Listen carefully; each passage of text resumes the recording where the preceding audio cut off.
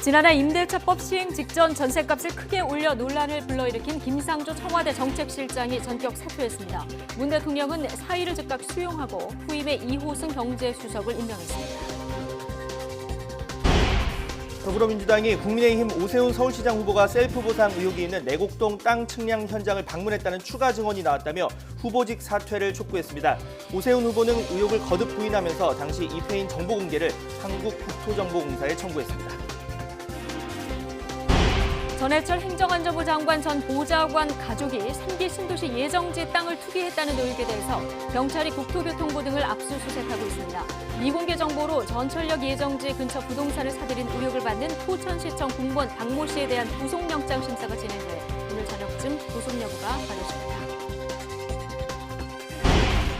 어제 코로나19 신규 확진자는 주말 검사 건수가 줄어든 영향으로 384명으로 집계됐습니다. 3,400명대의 정체기에서 벗어나지 못하면서 정부는 거리두기 단계를 2주 연장하고 도서관과 경기장 등에서 음식 섭취를 금지하는 등 기본 방역 수칙을 강화했습니다. 지금까지 79만 3천여 명이 코로나19 백신을 접종해 우선 접종 대상자의 64.5%가 1차 접종을 마친 것으로 집계됐습니다. 2분기에 국내 도입될 예정인 얀센 백신도 국내차 전문가 자문에서 예방 효과를 인정받았습니다. 황사의 스모그까지 겹치면서 전국에 11년 만에 짙은 황사가 나타나고 있습니다. 서울에 6년 만에 황사 경보가 내려지는 등 전국 대부분 지방이 황사로 뒤덮여 적어도 내일까지 이어질 것으로 보입니다. 시청자 여러분 안녕하십니까? 3월 29일 뉴스앤 이슈 시작합니다. 네, 먼저 청와대에서 들어온 속보부터 전해드립니다.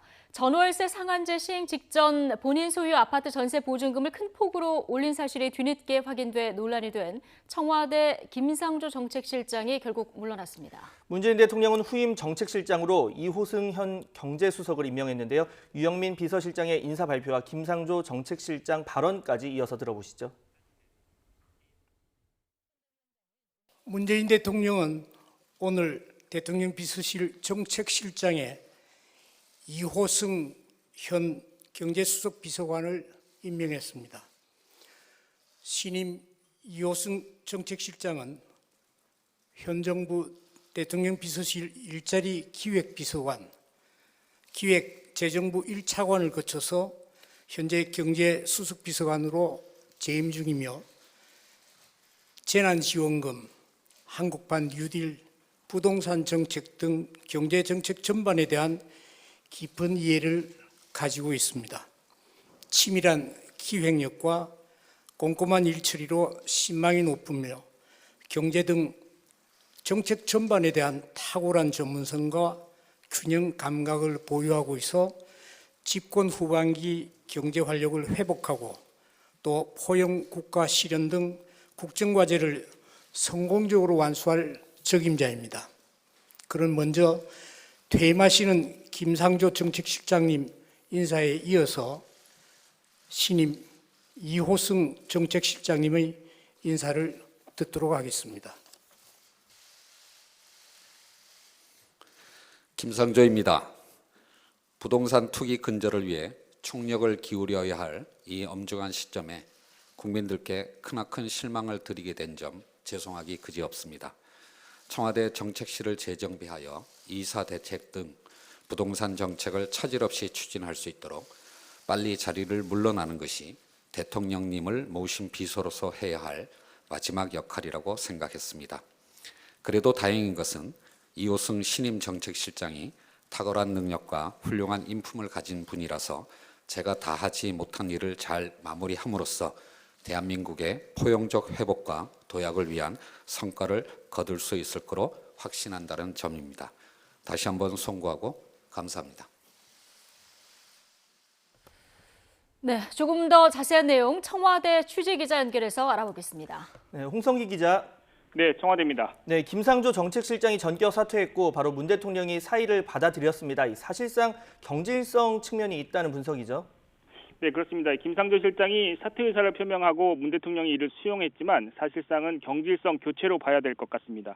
김상조 실장은 임대료를 5% 이상 올리지 못하도록 한 법 시행 직전에 본인이 소유한 강남 아파트의 전세 보증금을 14% 넘게 올린 것으로 확인돼 물의를 빚었습니다. 이에 대해 김 실장은 자신이 살고 있는 아파트의 전세보증금을 올려주기 위한 것이었고 올린 전세금도 시세보다는 저렴한 것이었다고 해명했지만 결국 사퇴했습니다. 청와대 고위 관계자는 김상조 실장이 관련 보도가 나간 어젯밤에 이미 유영민 비서실장에게 사의를 전했고 오늘 아침에 문 대통령에게 직접 사임 의사를 밝혔다고 설명했습니다. 김상조 실장은 청와대 인사 발표 자리에 직접 나와서 사과의 뜻을 밝혔습니다. 김 실장은 부동산 투기 근절을 위해 총력을 기울여야 할 엄중한 시기에 국민께 크나큰 실망을 드려 죄송하기 그지없다고 말했습니다. 또 청와대 정책실을 재정비해서 부동산 정책을 차질 없이 추진할 수 있도록 빨리 자리에서 물러나는 게 대통령을 모시는 비서로서 해야 할 마지막 역할이라고 생각했다고 덧붙였습니다. 문재인 대통령은 오늘 아침 김 실장의 사의를 전달받고 즉시 수용했습니다. 부동산 정책에 직접 관여하는 청와대 정책실장이 부동산 관련 논란에 휘말렸다는 것만으로도 타격이 불가피하다고 판단한 것으로 보입니다. 문 대통령은 김 실장 후임에 이호승 현 청와대 경제수석을 임명했습니다. 청와대는 후임 경제수석 인사도 조만간 실시할 예정이라고 밝혔습니다. 지금까지 청와대에서 YTN 홍성기입니다. 업무상 얻은 정보로 땅을 투기한 의혹을 받는 포천시청 공무원이 구속심사를 받기 위해서 법원에 출석했습니다.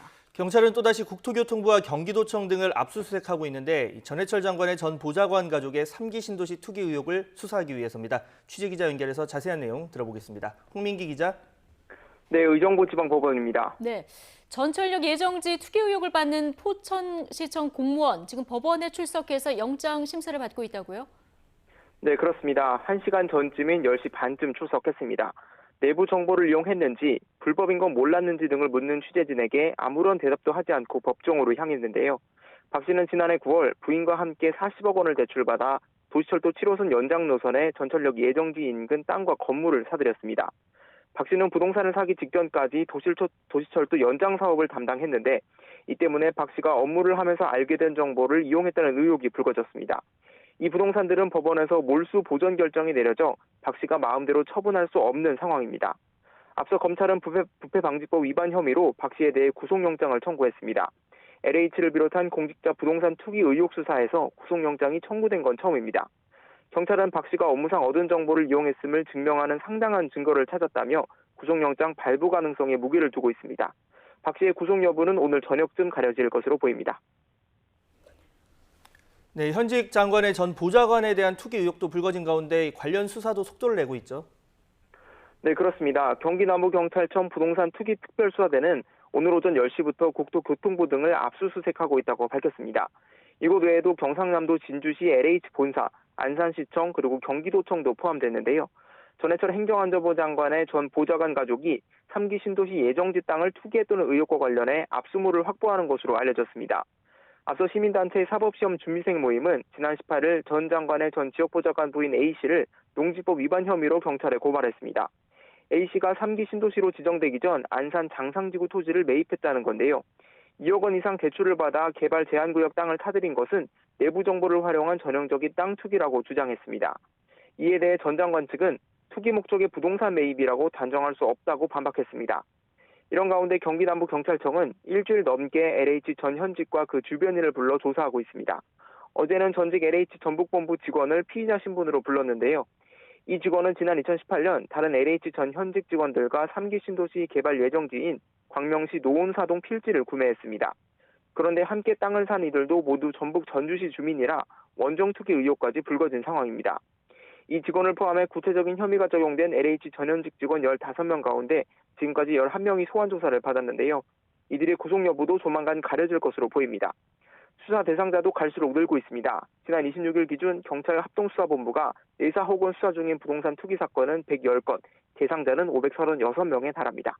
지금까지 의정부지방법원에서 전해드렸습니다.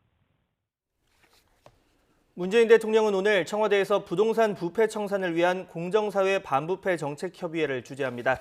지난해 권력기관 개혁 논의 이후 9달 만에 소집된 회의로 부동산 투기 근절과 재발 방지 방안, 부동산 투기 발본색원을 위한 범부처 총력 대책이 논의됩니다. 특히 어제 더불어민주당과 정부가 고위당정 협의회에서 논의한 공직자 재산등록 의무화 입법화와 토지 보상제도 개편 등의 대책을 최종 검토하고 확정할 것으로 보입니다. 네, 국회로 가보겠습니다. 4월 서울시장 보궐선거 이제 9일 남았는데요. 여야 모두에서 여론조사 맹신론을 경계하는 목소리가 나오고 있습니다. 국민의힘은 이번 선거가 조직선거인 만큼 민주당이 절대 열세라 단정하기 어렵다며 방심 경계령을 내렸고, 민주당은 시간이 갈수록 선거 판세가 박빙으로 갈 것이라며 지지층을 최대한 결집하려는 분위기입니다. 국회 취재기자 연결해서 자세한 선거 관련 내용 알아보겠습니다. 송재인 기자. 네, 국회입니다. 예, 자, 여야 모두 각자 이유는 다릅니다만 서울시장 판세를 놓고 긴장하는 분위기라고요? 네, 그렇습니다. 현재까지 여론조사로만 보면 4월 서울시장 보궐선거에서 국민의힘 오세훈 후보가 우세한 분위기인데요. 조선일보와 TV조선이 의뢰해 칸타코리아가 진행한 조사 결과에서는 오세훈 후보가 박영선 후보를 25.4%포인트나 앞서기도 했습니다. 하지만 여야 모두 이런 조사 결과만 믿고 가선 안 된다는 입장입니다. 먼저 민주당은 현재 판세가 열세인 건 맞지만 결국엔 박빙 승부가 펼쳐질 것으로 내다보고 있는데요. 이낙연 상임선대위원장은 오늘 아침 라디오에 출연해 현장에서 확인한 바닥 민심이 여론조사와는 조금 다르다고 말했습니다. 자체 여론조사와 선거 전례까지 살펴보면 결국 이번 서울시장 보궐선거가 3%포인트 내 득표율 차이로 승부가 갈릴 것이라고 밝혔습니다. 숨은 지지층에 대한 기대를 거는 건데요. 여기에 서울시 의원과 구청장 가운데 대부분이 민주당 소속인 점도 막판 조직력을 동원할 수 있는 강점으로 보고 있습니다. 그런 만큼 국민의힘은 여론조사를 믿고 방심해서는 안 된다는 입장입니다. 당사자인 오세훈 후보는 오늘 아침 라디오에 출연해 여론조사 결과는 전혀 믿지 않는다고 밝혔는데요. 결국 선거에서 이기는 건 선거 전 지지율이 아니라 유권자들이 직접 투표장에 가서 던진 표 때문이라며 한 표를 행사해달라고 호소했습니다. 앞서 말씀드렸다시피 현재 서울시 조직에 대한 민주당의 장악력이 큰 만큼 이번 선거를 쉽게 봐서는 안 된다고 강조했는데요. 특히 오 후보의 경우 지난 20대 총선에서 당시 정세균 후보에게 서울 종로 지역을 내줬던 경험도 있는 만큼 선거 전 여론조사 결과에 기댄 낙관론을 특히 경계하는 모습입니다.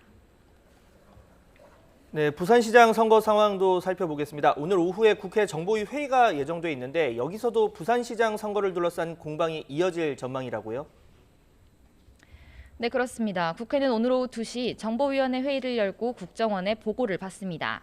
최근 북한의 미사일 발사에 대한 현안 보고는 물론 이명박 정부 시절 국정원의 불법 사찰 의혹과 관련한 국정원의 자체 진상규명 추진 경과를 점검하는데요. 국민의힘 박형준 부산시장 후보의 경우 이명박 정부 시절 청와대 정무수석과 홍보기획관을 지내며 불법 사찰 연루 의혹을 받고 있습니다. 자연스레 오늘 오후 회의에서도 박형준 후보를 둘러싼 진실 공방이 도마 위에 오를 것으로 보이는데요. 민주당은 박 후보 등 당시 불법 사찰의 진상규명을 위해 오늘 검증이나 서면조사 결의안을 추진할 가능성도 배제할 수는 없다고 밝혔습니다.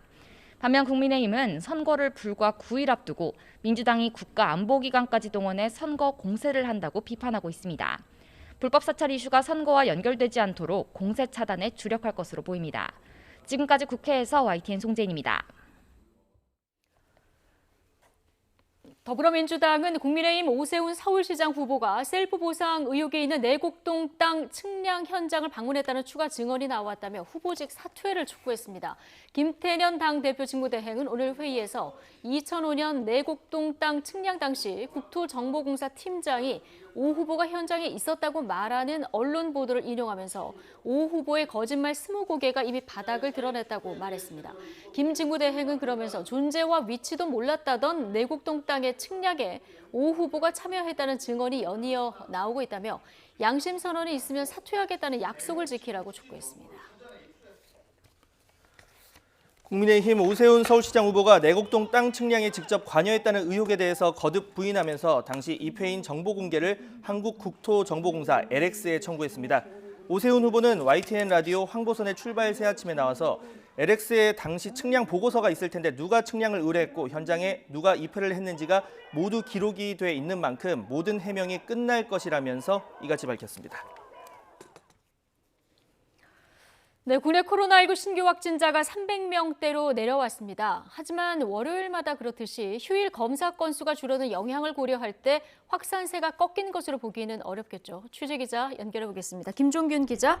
네, 사회부입니다. 네, 영시 기준 확진자 현황부터 좀 정리해 볼까요? 네, 영시 기준 신규 확진자는 384명입니다. 전날보다 98명, 100명 가까이 줄었습니다. 지난 23일 이후 6일 만에 300명대 기록입니다. 그러나 휴일 검사 건수가 평일 대비 대폭 감소한 데 따른 것이어서 확산세가 꺾인 것으로 보기는 어렵습니다. 감염 경로를 보면 국내 발생이 301명, 해외 유입이 14명입니다. 국내 발생은 수도권이 여전히 많습니다. 서울 105명, 경기 130명, 인천 18명 등 수도권에서만 253명입니다. 비수도권에서는 부산이 53명으로 가장 많았고 경남 18명, 충북 12명, 대구 9명이 확진됐습니다. 코로나19로 숨진 사람은 4명 늘어 지금까지 1,726명입니다. 위중증 환자는 4명 줄어 100명입니다. 어제 하루 1차 신규 접종자는 11명입니다. 누적 79만 3천여 명으로 1분기 우선 접종 대상자의 64.5% 수준입니다.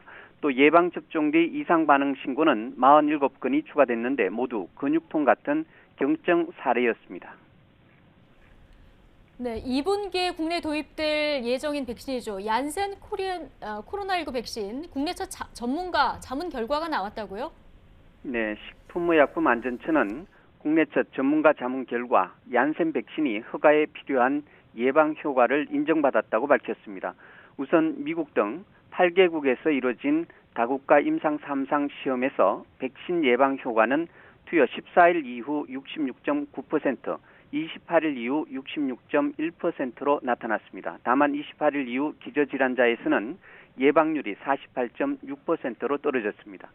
발생한 이상 사례도 허용할 만한 수준이라고 봤습니다. 식약처는 다음 달 1일 법정 자문기구인 중앙약사심의위원회에서 조언을 받을 예정입니다. 결과는 당일 오후에 공개됩니다. 일정대로라면 4월 둘째 주 안에 얀센 백신의 정식 허가 여부가 나올 것으로 보입니다. 얀센은 코로나19 백신 가운데 유일하게 1회 접종 용법으로 개발된 것으로 우리나라에서는 600만 명분이 도입될 예정입니다.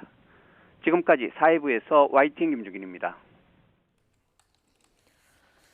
국내 발생 코로나19 확진자 추이가 꺾이지 않자 방역당국은 현행 거리두기 단계를 오늘부터 2주 더 연장하기로 했습니다. 대신 기본 방역 수칙을 강화했습니다.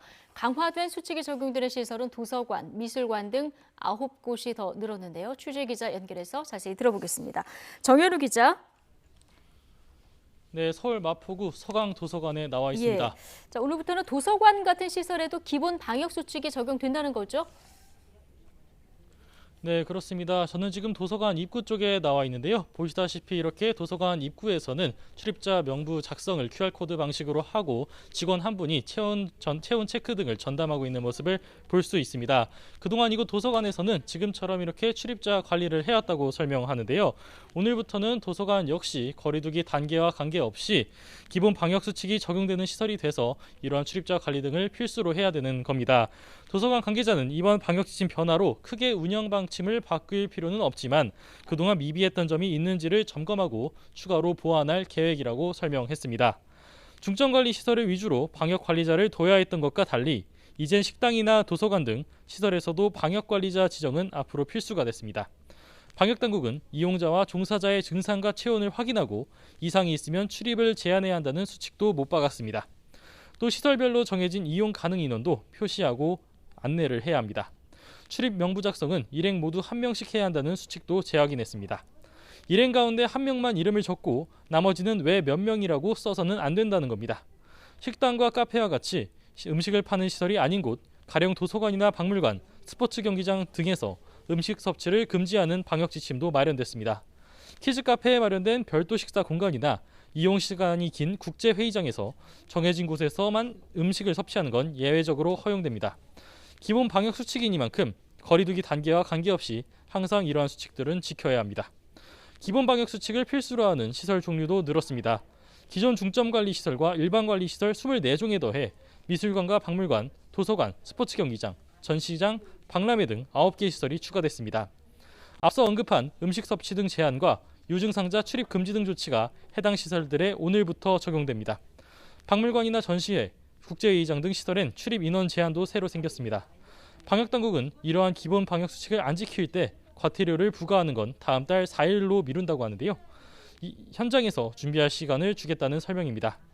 강화된 기본 방역 수칙과 함께 현행 사회적 거리두기 수준 수도권 2단계와 비수도권 1.5단계는 다음 달 11일까지 적용됩니다. 수도권에선 식당, 카페 등 밤 10시 시설 영업 제한은 그대로 유지됩니다. 지금까지 서울 서강도서관에서 YTN 정현우입니다. 네, 유럽연합 EU가 오는 6월 중순부터 이른바 백신 여권을 도입하겠다는 방침을 밝혔습니다. 의무화하지는 않겠지만 백신 여권을 통해서 여행이 좀 더 자유로워져 관광 산업이 회복되길 기대하고 있습니다. 보도 이동헌 기자입니다. 티에리 브루통 EU 내부시장 담당 집행위원이 현지 시간 28일 프랑스의 한 방송에 출연해 이른바 백신 여권 시안을 공개했습니다. QR코드에 코로나19 백신 접종 여부와 백신 종류, 항체 형성 여부, 코로나19 검사 결과 등의 정보가 담길 예정입니다. 종이나 스마트폰 등을 통해 발급되며 오는 6월 중순부터 사용이 가능할 것이라고 밝혔습니다. Et pour lesquels on demandera un test PCR, l'état de votre test PCR. Ça concrètement, c'est mi-juin.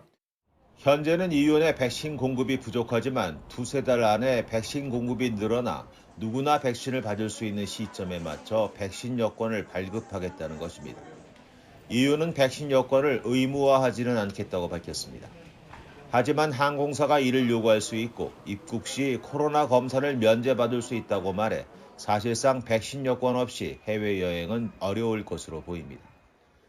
이달 초부터 여행 관련 건강증명서를 발급하고 있는 중국은 백신 여권과 관련한 국제협력을 강조하고 있습니다. If some countries have tight safeguards, some are loose, and people in countries with lax regulations can move around freely, that's obviously not reasonable. 코로나19 팬데믹으로 직격탄을 맞은 관광산업의 회복을 위해 세계 각국이 여름 휴가철을 전해 백신 여권 도입을 서두르는 모습입니다. YTN 이동원입니다. 박범계 법무부 장관은 한명숙 전 총리 사건을 계기로 합동 감찰을 지시했지만 한 전 총리 사건 자체가 목적은 아니라고 거듭 강조했습니다.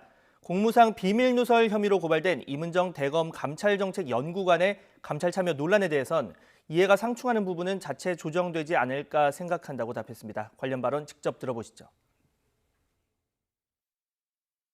일부 언론에서 한명숙 전 총리 사건과 연결을 짓는데 그거 자체가 목적이 아니라는 말씀을 누누이 말씀드리고, 그러나 절차적으로 과거의 수사 관행이 어떠했는지, 그 관행을 통해서 그러한 관행이 지금도 남아 있는지, 그걸 통해서 제도 개선의 여지가 있지 않는지라는 근거를 만들기 위한 것이기 때문에 이문정 검사 홀로 하는 것이 아니니까 혹시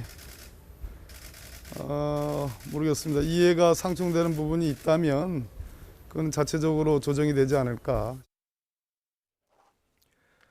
고위공직자 범죄수사처와 검찰, 경찰이 참여하는 3자 협의체가 오늘 공수처로 사건을 넘기는 이첩 기준 등과 관련해서 첫 회의를 엽니다.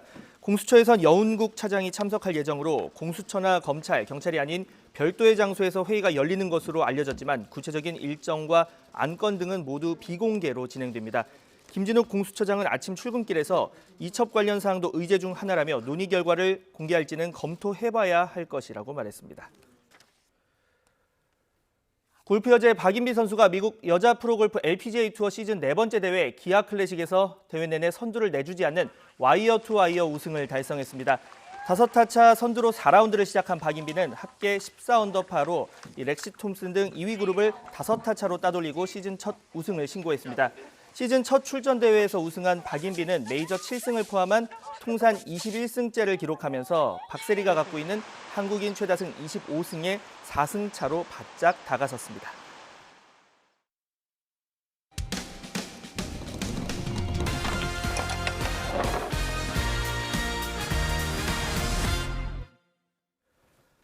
한 대학의 태권도 학과에서 규율을 어겼다며 주장이 후배들 몽둥이로 때렸다는 제보가 들어왔습니다. 또 다른 선배는 학폭 피해를 알렸다는 이유로 후배를 따로 불러서 무차별 폭행했습니다. 제보는 Y 김경수 기자가 보도합니다. 태권도 학과 2학년인 A씨는 얼마 전 새벽 3시쯤 학과 1년 선배인 B씨에게 전화를 받았습니다. 1분 안에 튀어오라는 말에 학교 근처 골목길로 달려갔더니 다짜고짜 주먹이 날아들었습니다. A씨의 휴대전화엔 당시 폭행 상황이 그대로 담겼습니다. 말라고요. 하지 말라고. 너 나 싸울래? 지금 일 빼는 게 맞는 거예요? 그럼 우리 그만 좀 없어. 우리 엄마가 카드를 내주는 거 없거든. 사건의 발단은 전날 벌어진 학교 폭력이었습니다. 규칙을 어겼다는 이유로 4학년 주장이 A씨와 1학년 학생을 여러 차례 몽둥이로 때렸고 A씨는 부당하다며 코치에게 상담을 신청했습니다. 이 과정에서 B씨가 1학년 학생의 뺨을 때린 사실도 알려지게 된 겁니다. 코치 뭐라는 줄 알아? 너 시험 못인데. 하지 말라고요. 너 내가 여기 너 때린 거 내가 끝난 거 보고 이럴래? 무차별 폭행은 행인의 신고로 경찰이 출동할 때쯤 끝났습니다. A씨는 얼굴이 만신창이가 됐고 뇌진탕 증세까지 보여 입원 치료를 받고 있습니다. 초등학교 때부터 해온 태권도를 포기하고 싶은 마음이 굴뚝 같다고 합니다. 태권도에 꿈도 있고 지금까지 해왔는데 이런 일이 있어서 앞으로 좀 또 이런 일이 일어날까 봐 두렵기도 하고 좀 불안감이 좀 큰 것 같아갖고. A씨 측은 사건의 발단이 된 학교폭력 처리 과정에도 문제가 있었다고 주장합니다. 당시 코치가 주장에게 대드는 거냐 고소해라 등의 말을 하며 무마하려 했을 뿐 제대로 된 조치가 없었다는 겁니다. 제가 화나는 거는 때리는 애도 문제지만 학교 측에서 자꾸 CC 덮고 감독 코치 덮으니까 일까 일인데 더 생기는 거예요. 지금도 이 제거하기 전에 학교에서 덮으려고 난리잖아요. 그래서 제가 더 악착같이 제보를 한 거죠, 솔직히. 사건 경위를 조사하는 학교 측은 가해자가 당분간 학교를 다니지 못하게 하는 조치를 검토하고 있다고 밝혔습니다. YTN 김경수입니다. 요즘 광풍이라는 표현이 나올 정도로 가상화폐 투자 바람이 불면서 이를 취급하는 국내 거래소만 100곳이 넘는 것으로 알려졌죠. YTN은 이처럼 업체가 난립하면서 생기는 부작용과 제도적 허점을 연속 보도합니다. 오늘은 그 첫 순서로 투자금을 제때 현금화하지 못한 피해 사례를 준비했습니다. 손유정 기자가 보도합니다. 40대인 김모 씨는 최근 가상화폐 거래소에 3천만 원을 넣고 투자를 시작했습니다. 그러다 마음이 바뀌어 사뒀던 코인과 남은 현금에 대한 출금을 신청했습니다. 하지만 출금은 차일피일 미뤄졌고 거래소 측은 검수가 필요하다며 기다려달라는 말만 반복했습니다. 열흘 넘게 기다린 끝에 고작 200만 원만 돌려받게 되자 김 씨는 거래소 자산을 압류해달라는 처분서를 법원에 냈습니다. 출금 신청을 취소하지도 못하는 상태이기 때문에 지금까지 아무것도 할 수가 없는 상태이고 지금 돈이 묶여있는 상태입니다. 명백히 사기라고 생각합니다. 가상화폐 투자 관련 인터넷 카페에선 비슷한 피해를 호소하는 글이 쉽게 눈에 띕니다. 거래소와 연락조차 안 된다는 호소도 많습니다. 제가 출금을 요청한 게 올해 1월 27일이었고요. 전화 문의도 하고 카카오톡으로 문의를 했는데 전혀 아무런 답변도 없이 기다리고만 있는 상황이에요. 거래소 사무실을 직접 찾아가 봤습니다. 불은 모두 꺼져 있고 전화를 아무리 걸어도 받지 않습니다. 거래소에 현금이 묶여있는 몇몇 이용자들이 답답한 마음에 이곳 사무실까지 찾아왔지만 문이 잠겨 있어서 그대로 돌아갈 수밖에 없었습니다. 그러고서 이상은 해줘도 될 거예요. 아니 여기 뭐는 출금하시면 그 정도 불이 꺼져 있으니까. 취재진이 어렵게 만난 거래소 직원은 코로나19로 재택근무하고 있다며 출금은 차례로 이뤄지고 있다고 해명했습니다. 출금이 나가고는 있는데 약간 간헐적으로 나가고 있는데 조만간 해결은 될 거거든요. 아예 안 나가는 건 아니에요. 보이스피싱 케이스들이 좀 있어서 이 사람이 직접 입금을 한 건지 안 한 건지 약간. 참다 못한 투자자들은 사기와 횡령 혐의로 거래소를 경찰에 고소했습니다. 관련해서 출금 요청 2월 26일 날 접수가 됐어요. 그래서 민원이나 들어오고 있는 거죠? 네네. 그런 것 같네요. 하니까. 국내 가상화폐 거래소는 100여 개에 이르는 것으로 추정됩니다. 영세 업체가 난립하면서 가상화폐를 살 수만 있을 뿐 제대로 현금화하지 못하는 피해가 우려됩니다. YTN 손유정입니다. 그동안은 음주와 무면허는 물론 마약을 투여한 상황에서 운전하다 사고를 내도 보험금을 받을 수 있었습니다. 이 같은 사고까지 보호 가치가 있는지 비판이 있었는데요. 앞으로는 전액 가해자 부담이 될 전망입니다. 신윤정 기자가 보도합니다. 지난해 9월 인천 을왕리 해수욕장 근처에서 치킨 배달을 하던 50대를 치어 숨지게 한 음주 사고. 피해자의 사망보험금 2억 7천만 원이 지급됐지만 가해 운전자가 부담한 돈은 300만 원뿐이었습니다. 비슷한 시기 부산 해운대 도심에서 대마초를 피운 운전자가 낸 7중 연쇄 추돌 사고. 이 사고로 다친 9명에게 8억 1천만 원이 지급됐는데 가해 운전자는 단 한 푼도 부담하지 않았습니다. 두 사고 모두 가해자가 가입한 자동차 보험에서 피해액 대부분을 보상해 준 겁니다.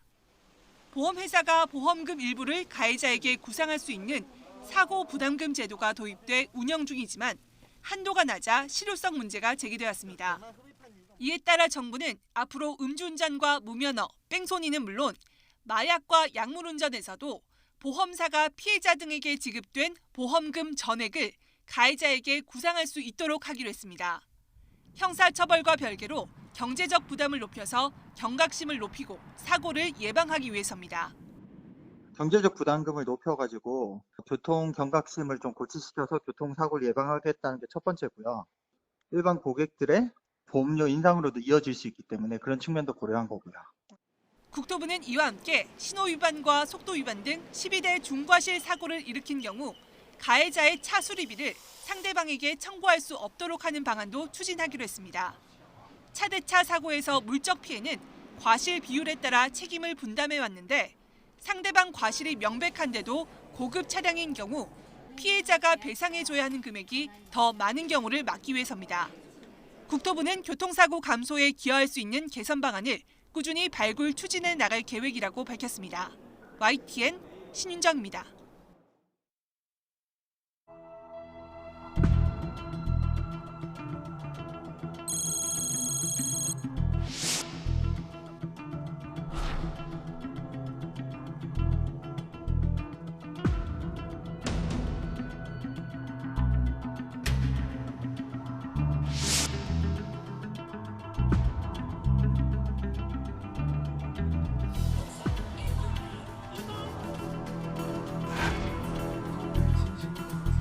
집값이 올라서 자산 격차는 더 벌어져서 빈익빈 부익부가 심해졌기 때문에 오히려 공존과 상생을 이야기하는 게 어색해져 버렸습니다. 같이 토지주택개혁위원회를 대통령 직속으로 설치해서 토지 개발과 주택 공급 정책 전반에 걸친 다양한 문제를 검토하고 근본적인 개혁 방향을 마련해 주실 것을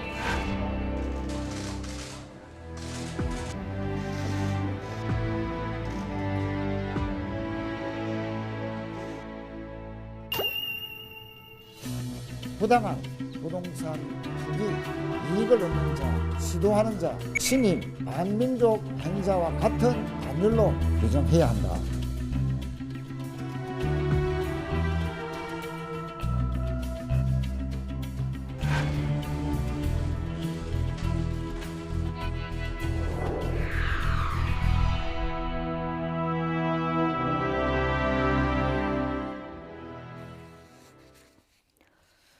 네, LH 직원들의 땅 투기 의혹으로 촉발한 정부 여당에 대한 분노한 민심이 좀처럼 가라앉지 않고 있습니다.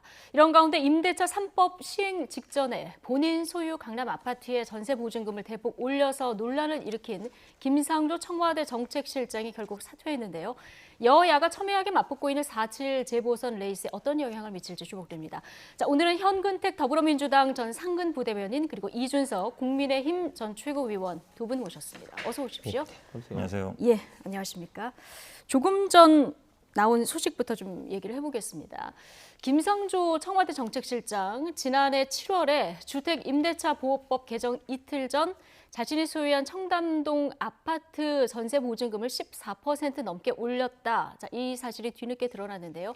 이 문제 관련해서 조금 전 김상조 실장이 사퇴했습니다. 이 내용 먼저 듣고 오시겠습니다.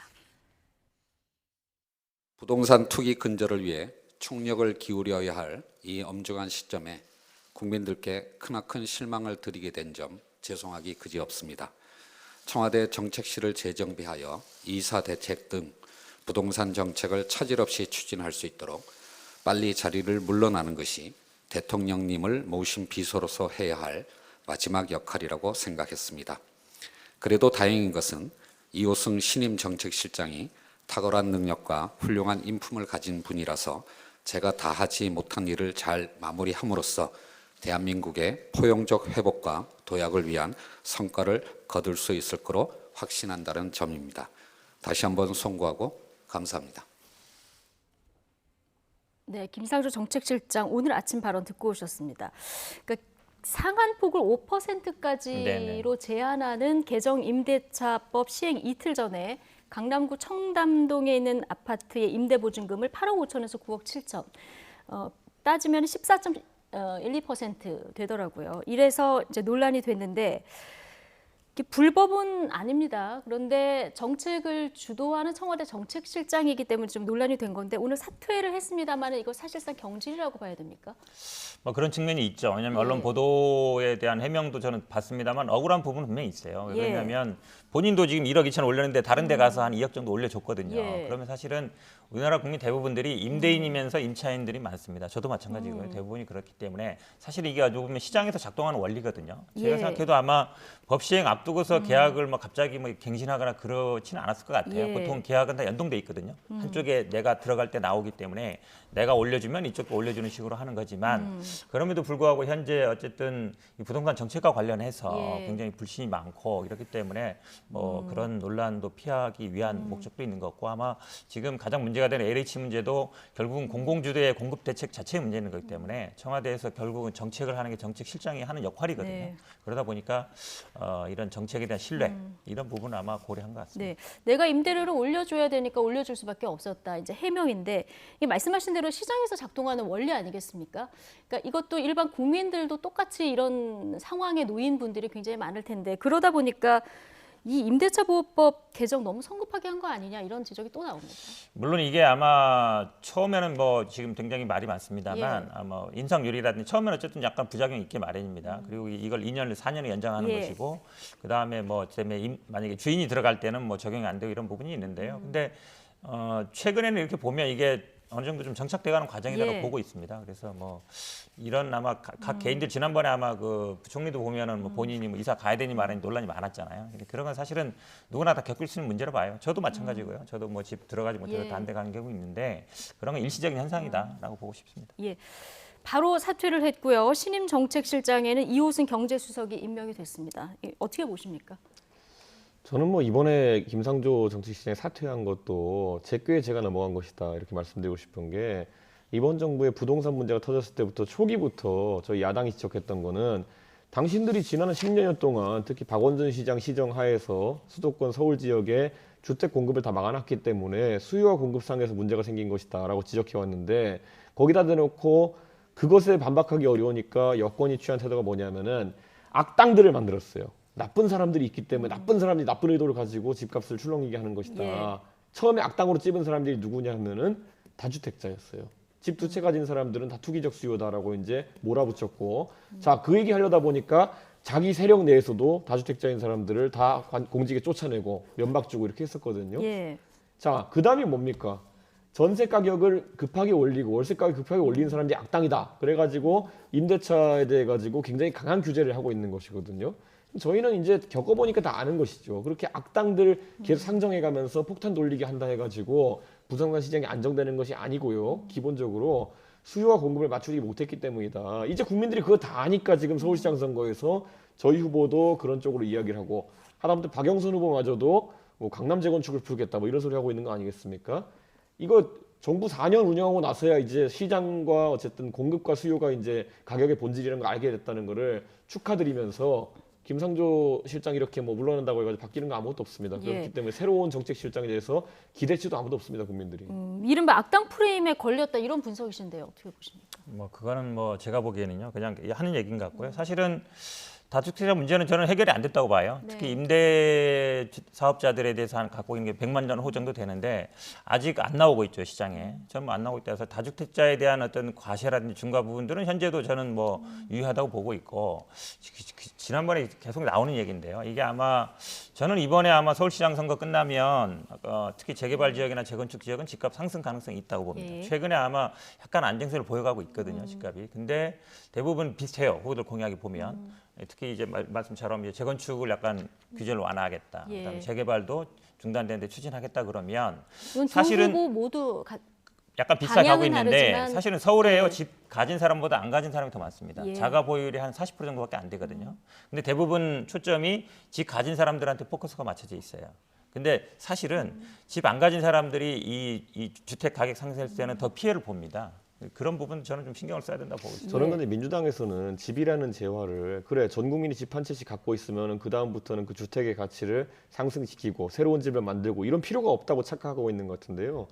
대한민국에요 중형차를 다 가졌다고 해가지고 차를 새로 만들면 안 되는 건 아닙니다. 차라는 것이 업그레이드될 수도 있고요. 누군가는 블루투스로 음악을 듣고 싶어 할 것이고요. 누구는 더 고성능 차를 원할 테고요. 가격도 그에 따라 가지고 첨단 기능이 추가될수록 차값도 올라갑니다. 과거에 중형차가 1,500만 원 하던 시절도 있었어요. 지금은 3,000만 원, 4,000만 원 중형차도 있습니다.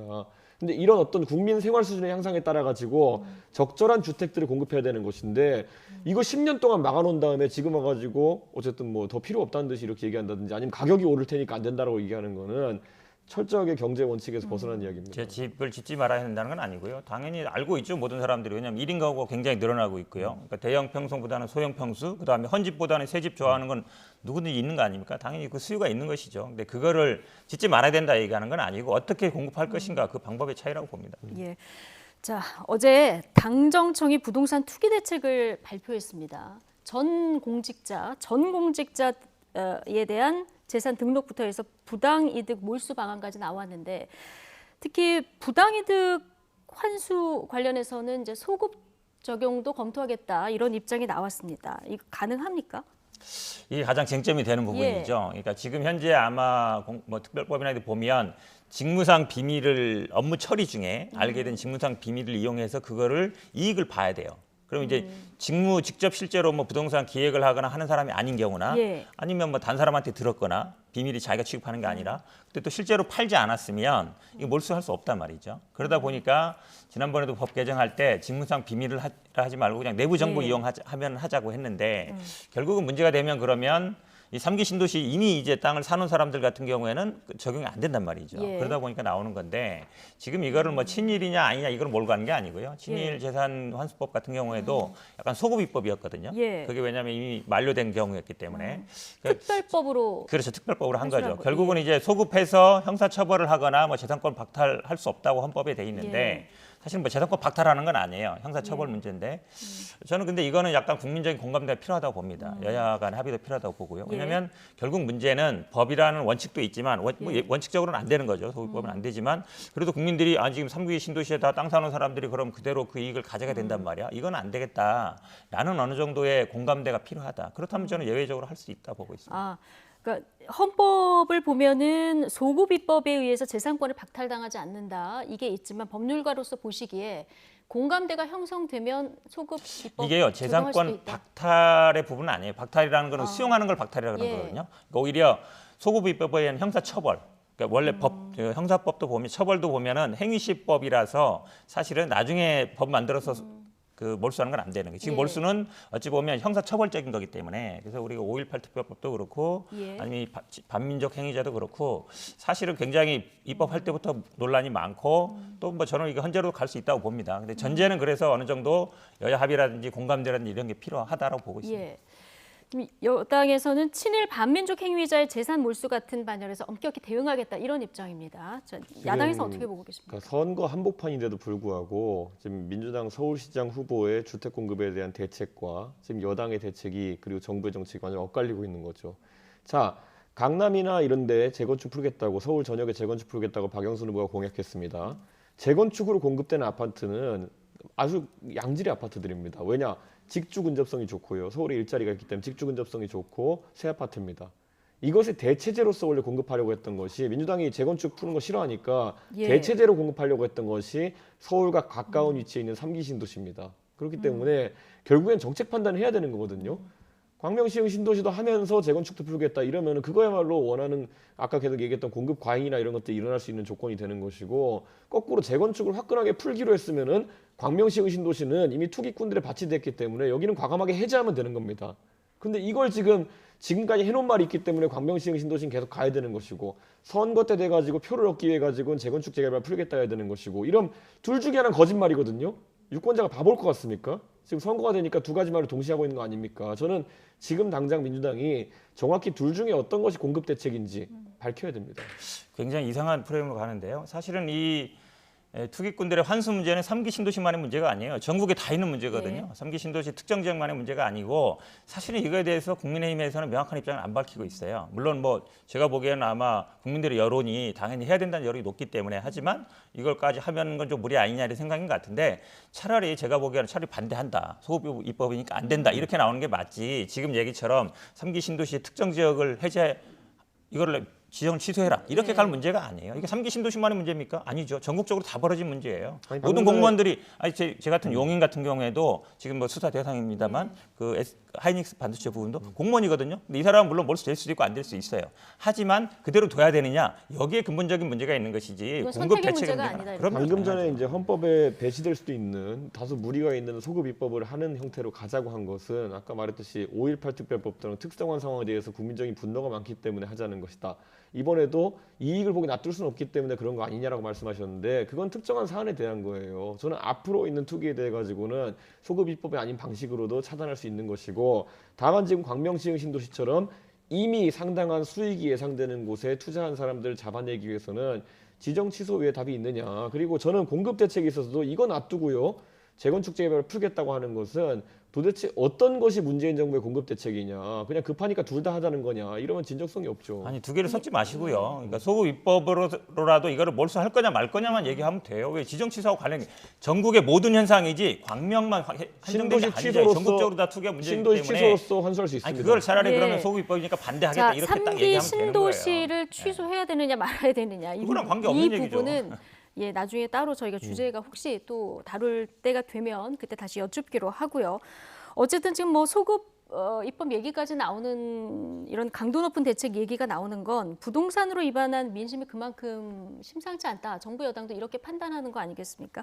오늘 YTN 리얼미터 그 여론조사 결과를 보면 대통령 국정수행 평가가 임기 내 최저치인 34%까지 떨어진 이런 상황입니다. 그리고 정당 지지율 같이 보여주실까요? 국민의힘과 민주당 격차가 조금 더 벌어졌는데요. 국민의힘이 39, 민주당이 28.3% 이렇게 보이고 있고요. 특히 서울로 가면은 민주당이 25.6%, 국민의힘이 41.2% 더 벌어져 있는 이런 상황입니다. 앞서 지금 부동산 대책 접근 방향이 좀 잘못됐다는 취지의 얘기를 야당에서 해주셨는데요. 지금 나오는 대책들 방향은 제대로 가고 있다고 보십니까? 저도 부족함이 많이 있다고 봅니다. 그러니까 예를 들어 재산 등록 같으면 지금 아마 뭐 4급 이상인데 9급까지 확대한다고 하잖아요. 근데 사실은 냉정하게 따져보면 쟁점이 거기에 있지 않아요. 사실 많은 분들이 궁금해하는 게 왜 공시지가로 하냐. 매입가나 실거래가로 해라. 이거 되게 많거든요. 지금 장외주식은 실거래가로 하고 있습니다. 저는 오히려 그럼 아파트 같은 것도 실거래가로 하죠. 아파트는 실거래가 나오거든요. 왜냐하면 다른 뭐 단독주택은 안 나오지만. 그다음에 어찌 보면 고지 거부도 있어요. 가족 생계를 같이 안 하면 고지 거부 할 수 있거든요. 이런 부분도 제가 보기에는 이번에 좀 철폐하는 게 맞다고 보고 또 박형준 후보 같은 경우도 보면 그러니까 재혼했으니까 부인 거는 등록 대상인데 그 부인의 아들, 딸 그러니까들은 등록 대상이 또 아니에요.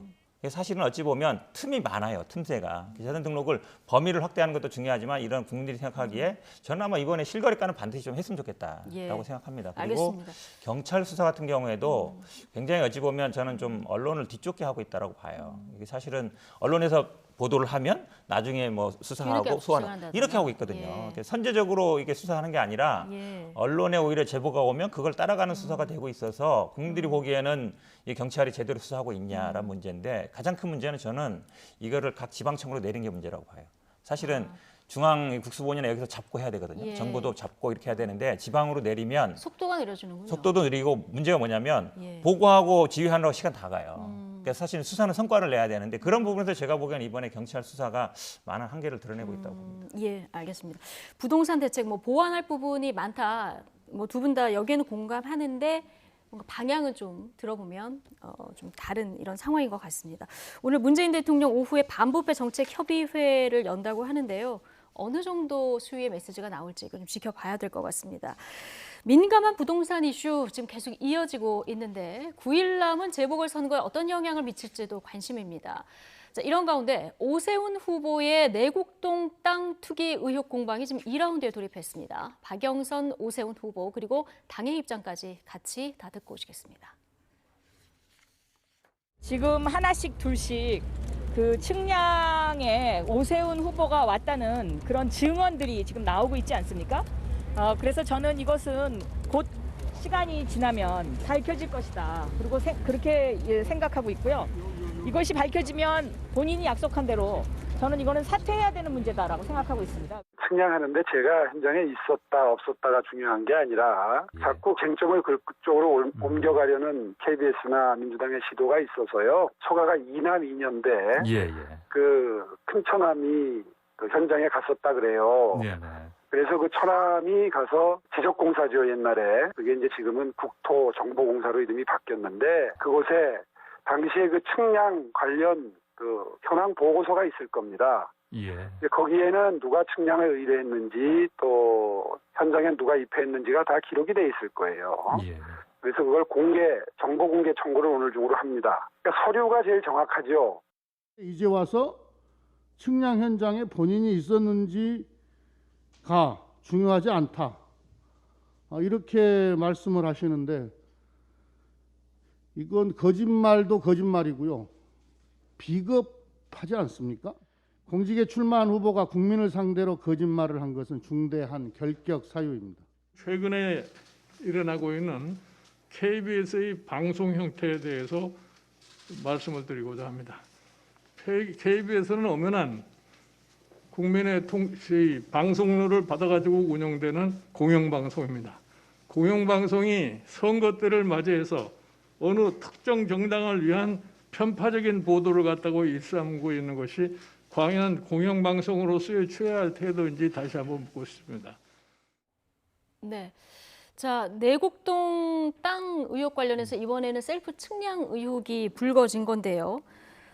KBS 연속 보도가 있었습니다. 당시에 경작하던 분 그리고 측량 기사 3분 중 한 분이 오세훈 후보를 봤다 이런 증언을 내놓은 거고 지금 오세훈 후보는 이게 허위 보도다 이렇게 하고 있는 입장입니다. 자, 현근택 부대변인께 먼저 여쭙겠습니다. 여당에서는 지금 사퇴를 요구하고 있는 이런 상황인 거죠. 본인 두부가원 얘기했죠. 내가 뭐 관여한 게 나오면 증언이 나오면 뭐 사퇴하겠다 이렇고 이익을 봤으면 뭐 정계 은퇴까지 하겠다 이렇게 본인이 하는 게 누가 시킨 것도 아니고.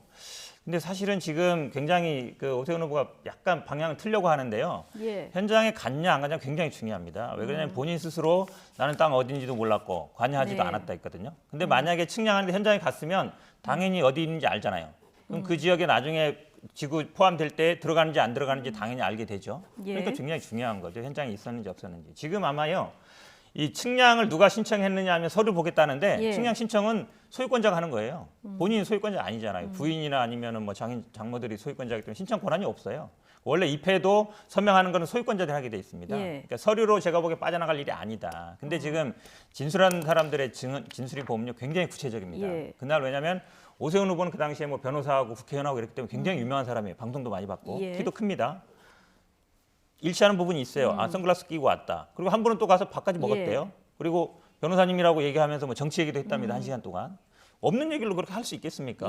불가능한 얘기죠. 그다음에 지금 자꾸 지금은 안 나왔습니다만 오세훈 후보가 뭐 불법 경작자들 이렇게 얘기하는데요. 오늘 아침에 또 인터뷰 보면 우리 계약까지 써서 했다는 얘기하고 있어요. 사실은 그러니까 불법 경작자들을 몰아내기 위해서 뭐 측량했다는 얘기는 제가 보기에 신뢰성이 없어 보이고 오히려 측량을 하는 거는요. 뭐 개발을 하거나 수용이 되거나 뭔가 그 부동산에 대해서 변화될 때 하는 거예요. 내 땅이 정확하게 경계를 측량하거나 이런 거기 때문에 제가 보기에는 뭐 지금 점점 나락으로 빠지고 있다고 보고 있습니다. 오세훈 후보가 몰랐다고 했기 때문에 현장에 갔냐 안 갔냐 이게 굉장히 중요한 사안이고 쟁점이 그렇다면 이제 부당 압력을 행사했느냐보다는 거짓말을 했느냐 안 했느냐 이쪽으로 지금 옮겨올 수도 있다 이런 얘기를 해주신 건데 캠프에 계시니까 일단 오세훈 후보 현장 측량 그 장소에 안 갔다는 입장인 거죠. 안 갔고 처남이 갔다. 처남이 갔다는 입장인 거죠. 실제로 그리고 저희 캠프에서 이제 그 제기된 의혹을 봤을 때 저도 지금 오세훈 후보 캠프에 있지만은 예. 저는 오세훈 후보랑 같이 일한 지가 얼마 되지 않았고 오래 같이 일했던 분들이 선글라스 얘기가 나오자마자 공통적으로 보인 반응이 있습니다. 예. 아, 송 교수 얘기네 이렇게 얘기했습니다. 그러니까 큰 천안으로 묘사된 분이 오세훈 후보와 체격도 비슷하고 그리고 선글라스를 자주 끼는 부분을 알고 처남이란 있습니다. 분 말씀하시는 큰 거죠? 처남이란 분이. 예. 그렇기 때문에 모 대학 교수로 계신 송 교수라고 이제 지칭이 되는데 그래서 다들 그렇게 인지를 했고 기본적으로요. 그럼 문서를 아까 못 믿겠다 하셨는데 문서를 못 믿고 그럼 이 경작인들이나 아니면은 뭐 봤다는 분들의 이야기, 측량했다는 분의 이야기를 듣는다는데 어제 KBS 보도도 보면요.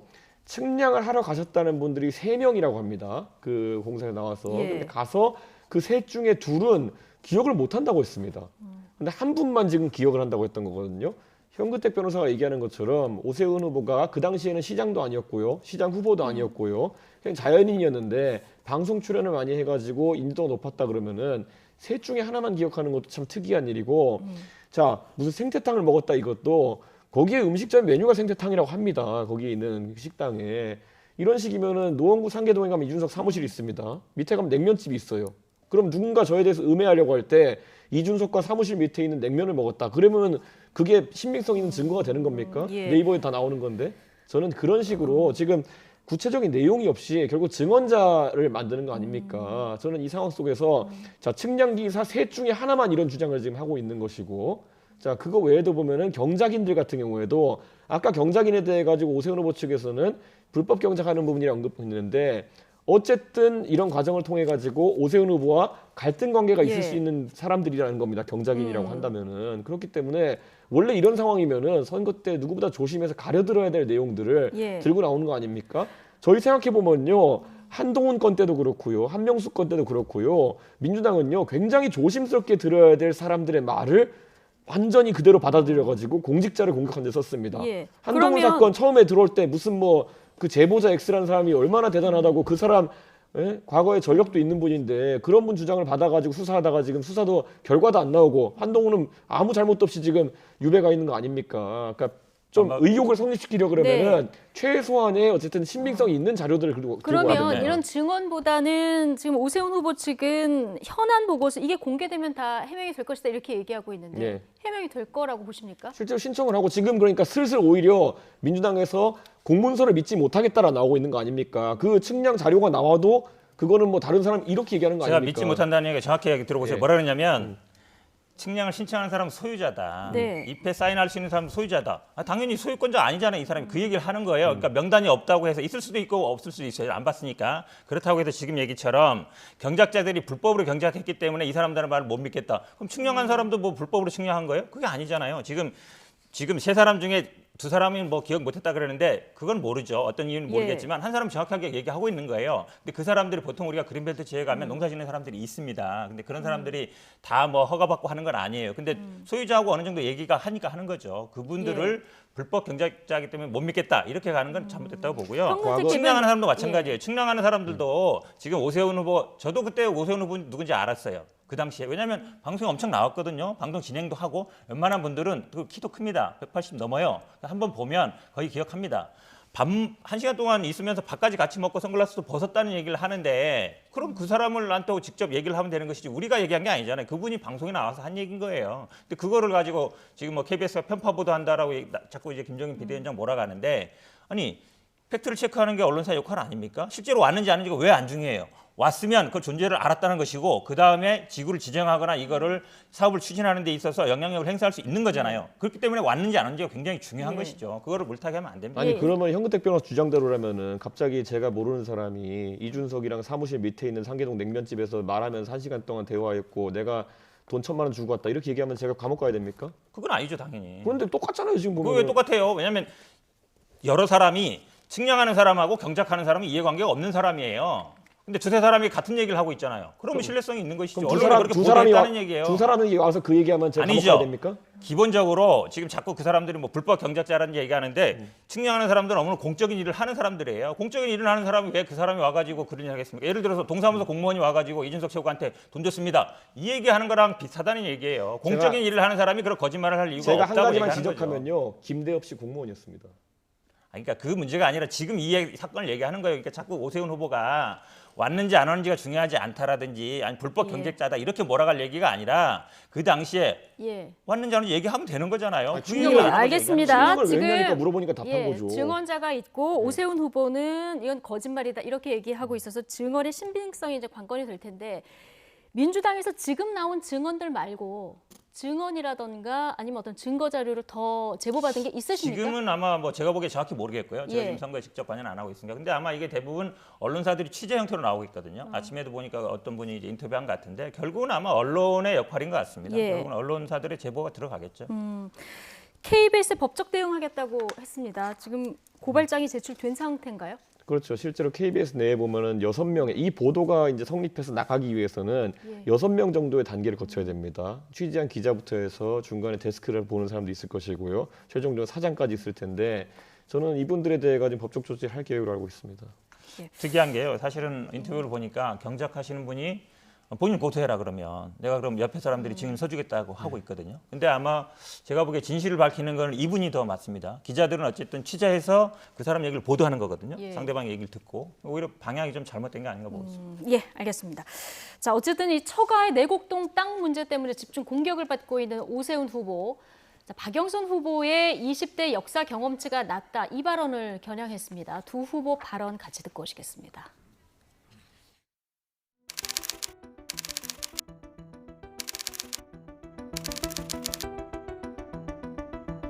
우리 20대, 30대 젊은이들 무섭습니다.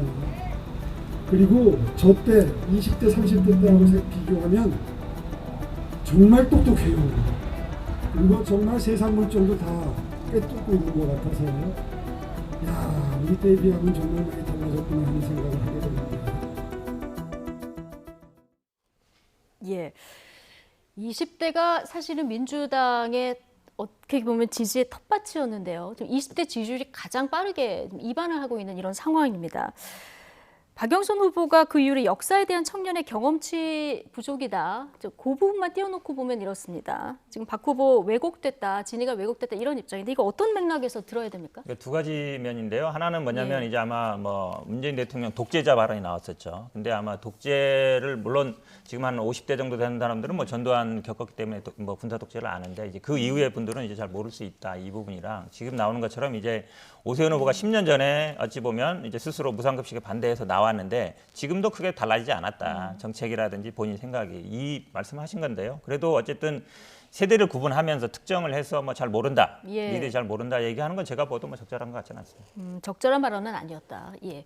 어떻게 보십니까? 저는요 이게 박영선 후보가 말실수할 수 있습니다. 근데 지금 20대 같은 경우에는 이 민주당의 이 20대 특히 남성에 대해 가지고 계속 뭔가 비하하는 발언들을 해왔던 이력을 알고 있어요. 예를 들어 유시민 씨 같은 경우에는 과거에 20대 뭐 젊은 남자들 이런 사람들은 게임하고 뭐 롤하고 이래가지고 뭐 축구 보고 이러느라 좀 뒤처진다는 얘기도 했었고 그거 외에도 서른 의원도 그렇고 뭐 역사 교육을 잘못 받아서 그렇다 뭐 이런 것도 있고 기본적으로 20대 남성이 구조적으로 자신들을 싫어한다 그러면은 저 사람들이 왜 우리를 싫어할까? 좀 더 잘해봐야겠다 이런 고민을 해야 되는데 민주당은 오히려 갈라치기를 시도했어요. 20대 남성과 여성을 갈라치기 해가지고 그 표를 이제 이득을 보려고 했었던 것인데 그런 걸 너무 잘 알기 때문에 지금 20, 30대가 선거 때 심판하려고 하는 것인데 거기다 대놓고 이제는 또 역사를 경험한 게 적어가지고 이렇다? 이거는요 완전한 꼰대의식입니다. 이거 제대로 심판받을 겁니다. 예, 그 민주당이 왜 20대 표가 이탈하는가 이런 분석을 잘못하고 있다. 발언을 보면 그렇게 추론이 된다는 얘기신데요. 어떻게? 그러니까 말씀하신 것처럼 이제 20대 남성과 20대 여성의 조금 지지 차이는 있었습니다. 그러니까 20대 여성 같은 경우에는 아무래도 민주당이 좀 지지율이 높았고 남성 같은 경우는 좀 안 그랬는데 사실은 이 부분이 뭐 하루 이틀에 극복될 문제는 아니에요. 제가 보기엔 뭐 지금 부동산 문제도 있지만요. 아마 제일 큰 문제는 이제 일자리 문제라 보거든요. 일자리를 얼마나 만들어낼 것이냐, 그다음에 뭐 취업이라든지 아니면 진학이라든지 이런 부분이 있어서 저는 뭐 어쨌든 선거 과정에 저희들이 그래도 이제 반값 아파트 얘기했었거든요. 그게 어쨌든 포커스가 20, 30대에 묻혀 있는 거예요. 아까 이제 자가 보유를 제가 말씀드린 게 재개발, 재건축이 아무리 활성화돼도 사실 집 없는 사람한테는 아무 혜택이 안 돌아갑니다. 그런 면에서 보면은 저희들이 그래도 한 20평대 아파트를 평당 1,000만 원 정도에 공급하겠다 이렇게 얘기하는 거거든요. 결국은 그런 정책들도 지금 20대, 30대를 포커스로 한 것이고요. 지금 나온 이제 5천만 원 기본 대출 어쨌든 해주겠다는 것도 처음에 뭐 창업을 하든지 예. 그럴 때 필요한 것이어서 저희들은 정책적으로 승부를 보려고 하고 있습니다. 박영선 후보가 내놓는 정책들을 보면 20대, 30대 맞춰져 있는 정책들이 많다. 정책으로 승부하겠다. 자, 이런 입장이시고요. 지난 주말 유세 당시에 오세훈 후보 강남 유세에 20대 일반 연사들이 좀 연단에 올랐습니다. 예. 반응이 어떻습니까? 뭐 그 연사 중에서 일부는 제가 페이스북에 제 글을 올려가지고 예. 제가 뭐 모집한 연사기 때문에 잘 압니다. 그런데 정말 저희가 묻지도 말고 따지지도 말고 무조건 올려주겠다 했더니만은 지금 현재 한 80분 정도가 대기 명단에 있습니다. 아, 대기 명단에 올라가서 얘기를 하겠다고. 그때 올라가신 분들이 4분 정도 되고요. 예. 80명 정도 대기하고 있습니다. 그렇기 때문에 저는 박영선 후보의 이런 20대의 어쨌든 역사에 대한 경험이 적다는 발언, 이게 얼마나 지금 분노를 타오르게 하고 있는지 민주당 곧 알게 될 겁니다. 벌써 어제 연설하셨던 분 37세 한 분과 20대 한 분, 이렇게 그 중에 2분은 이미 어제 했던 연설인데 영상 조회수가 그 유튜브 상에서 벌써 20만을 넘겼습니다. 예. 그렇기 때문에 선거 전까지 100만 명은 볼 수 있을 기세로 올라오고 있는데 이 발언의 과를 한번 느껴보시기 바랍니다. 예. 자, 박영선 후보의 그 20대 관련 발언이 논란이 됐고 오세훈 후보도 또 이제 중증 치매라든가 이런 발언들이 논란이 된 상황이라서 양쪽 다 지금 막말 주의보가 내려져 있는 이런 상황인데요. 어쨌든 선거 이제 9일 남지 않았습니까? 지금 거대 양당이다 보니까 조직력 또한 만만치 않은데 특히 여당 조직력이 굉장히 탄탄한 이런 상황입니다. 자, 이 부분도 여론을 움직일 주요 변수일 테고요. 지금 여론조사 결과도 계속 쏟아지고 있는데 각 당에서는 이 흐름을 어떻게 보고 있을까요? 여야 선대위원장 모두 결과를 낙관하기보다는 박빙의 승부를 예상했었는데 이낙연, 김종인 2분의 발언 같이 듣고 오시겠습니다. 우선은 국민들의 분노와 실망이 바닥에 많이 깔려 있다는 것은 저희가 겸허하게 받아들입니다.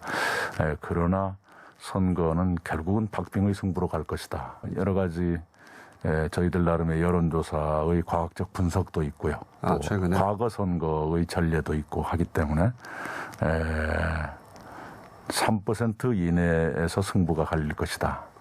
네, 이렇게 전망하고 있습니다. 20% 차이가 다 유지는 안 될지도 몰라요. 안철수의 지지표가 한 22%가 돼요. 그 흔히 얘기하는 안철수의 중도표인데 이제 단일화를 했다고 해서 그 표가 다 넘어오진 않는다고. 내가 보기엔 한 3분의 2는 오세훈이한테 오고 3분의 1은 박영선한테 하고 그렇게 될 거예요. 그래요. 내가 뭐 끝이 날 언젠가 어디서도 얘기를 했지만 한 5, 7% 차이 정도로 5에서 7% 우리가 승리할 거라고. 예, 양쪽 다 굉장히 조심조심 민심을 이제 파악하는 이런 상황인데 어쨌든 민주당은 지금 바닥 민심은 현장에서 느껴보면 다르다 이렇게 보고 있는 것 같고요. 결국 박빙의 승부로 갈 것으로 예상을 하는데 이낙연 전 대표 얘기 들어보면 3% 이내에서 승부가 갈릴 것이다 이렇게 전망을 했습니다. 뭐 수치까지는 잘 모르겠고요. 예. 저도 어제 그 고속터미널 유세 현장 갔다 왔는데 끝나서 뭐 아시는 분들하고 식사도 하고 그랬는데 뭐 원래 지지자들도 있고 아닌 분들도 있지만 얘기하시는 거 보면 사실은 이 부동산 문제가 굉장히 심각한 것 같지만 예. 오세훈 후보의 거짓말 논란 이걸로 사실 옮겨왔습니다. 지금 네. 거기 보면은 왜냐하면 계속 말이 바뀌고 있거든요. 진술들이 나오고 있음에도 불구하고 해명하는 것도 보면은 명확하지 않아요. 그렇게 보면 저는 아마 좀 뭐 민심이 많이 달라졌다고 보고 아마 오세훈 후보 같은 경우에는 뭐 거품이 많다고 봐요. 2016년 뭐 정세균 그때 당시하고 경쟁도 그렇고요. 2010년에도 그렇고요. 그래서 아마 실제 투표율은 박빙으로 갈 것이다라고 보고 있습니다. 박빙으로 갈 것이다. 오세훈 후보도 그런데 지금 여론조사 흐름으로 보면 굉장히 앞서 있는데 방심을 굉장히 경계하는 목소리입니다. 이게 엄살인지 아니면 실제 그렇게 느끼고 계신지. 오세훈 후보가 서울시장에 2번 당선됐는데요. 예. 그때 경험한 2번의 선거가 첫 번째는 강금실 전 장관과의 선거였고요. 그 다음에는 한명숙 그 전 총리와의 선거였는데 첫 번째는 여론조사대로 압승을 했습니다. 예. 6대 3으로 표가 나왔거든요. 두 번째 선거에서는 여론조사에서 한 15% 정도 우위가 있었음에도 예. 나중에 개표 결과가 뒤집히는 정도의 이제 박빙 승부를 했기 때문에 저는 오 시장 두 가지 경험을 바탕으로 해서 최대한 안정적으로 발언을 할 것이다 이렇게 보고요. 저는 기본적으로 이 시청자분들이 예. 생각해 보셔야 될 게 각 당이 그래도 연구원을 가지고 여론조사를 자세히 합니다. 그래서 예. 실제 근접치에 가까운 조사치를 다 들고 있거든요. 예. 그렇다면은 지금 시점에서 박영선 후보는 굉장히 외로운 선거 운동을 하고 있는 게 보입니다. 예, 당내에 있는 사람들이 박영선 후보가 굉장히 유리한 선거라고 자신한다 그러면은 네. 지금 좀 박영선 후보와 사진도 같이 좀 나오고 싶고 예, 여러 유세 현장에 막 여러 명 와가지고 이런 거 타고 싶고 할 텐데 그런 모습이 안 보인다는 거. 네. 지금 지지층 결집을 위해 노력하고 있지만은 문재인 정부 실정에 대한 예. 비판이 크다는 걸 잘 알고 있을 겁니다. 예, 김종인 위원장 분석 하나만 좀 여쭤보겠습니다. 안철수 대표를 지지했던 표가 있지 않겠습니까? 여기서 3분의 2가 오세훈 후보로 가고 3분의 1이 박영선 후보 쪽으로 나뉘어질 것이다 이렇게 분석했는데 이 부분은 뭐 어떻게 보십니까? 수치보다요. 아마 국민들이 관심 있는 거는 과연 김종인 비대위원장하고 안철수 대표가 이렇게 화학적 결합을 하느냐 안 하느냐 네. 여기에 관심이 더 많아요, 예. 사실은. 그러니까 안철수 대표는 뭐 오세훈 후보 열심히 다니고 있지만 김종인 비대위원장하고 안철수 대표는 잘 안 보이잖아요. 같이 만나는 모습이. 예. 과연 이게 화학적 결합이냐, 앞으로 뭐 예를 들어서 뭐 공동 운영한다든지 뭐 합당한다든지 되겠느냐. 제가 보기에는 뭐 거기에서도 일단 단일화에 대한 어떤 효과 자체가 많이 반감되고 있다고 보고 예. 있습니다. 김종인 위원장은 안철수 대표하고 같이 이렇게 유세장에 있는 모습은 잘 보이지는 않습니다만 어쨌든 캠프에서는 지금 안철수 대표가 계속 유세를 같이 하고 있지 않습니까? 예. 어떻게 보고 계십니까? 뭐 기본적으로 안철수 대표가 제가 이제 유세 일정 짜는 예. 곳에 있기 때문에 보면은 안철수 대표가 굉장히 적극적으로 유세에 참여하고 있는 건 맞습니다. 그래서 저희도 감사를 표하고 있고 김종인 위원장 또한 유세에 적극적으로 참여하고 있습니다. 예. 그런데 이제 서울이 이제 25개 자치구이기 때문에 저희가 상임선대위원장급은 동선이 잘 안 겹치게 합니다. 예. 후보랑 같이 올라갈 땐 같이 올라갈 수 있게 하지만은 각자 개별적으로 지명도가 있는 분들이 돌고 있고 유승민 의원도 어제 강동구 일대에서 유세를 했고요.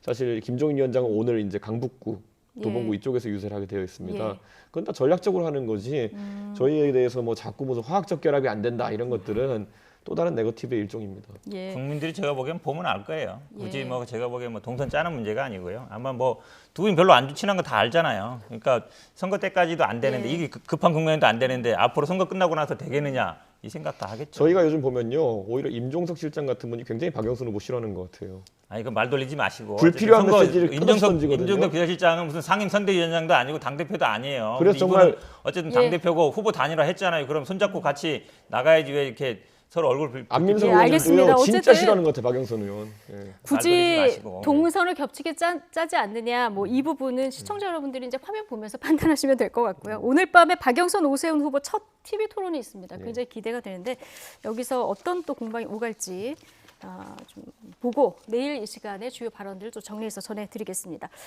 오늘 현근택 더불어민주당 전 상근 부대변인 그리고 이준석 국민의힘 전 최고위원 두 분과의 대담은 여기서 마치겠습니다. 고맙습니다.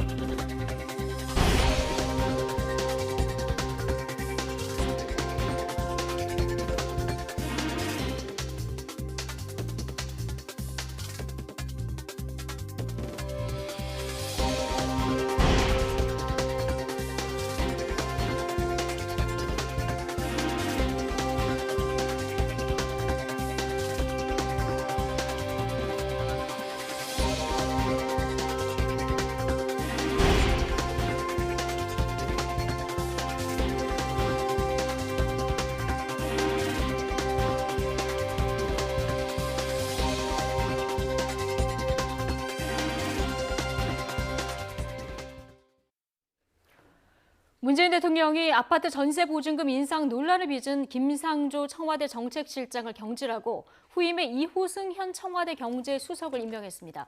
유영민 대통령 비서실장은 이호승 신임 정책실장이 탁월한 전문성과 균형 감각으로 집권 후반기 경제 활력 회복과 포용국가 실현 등 국정과제를 성공적으로 완수할 것이라고 소개했습니다.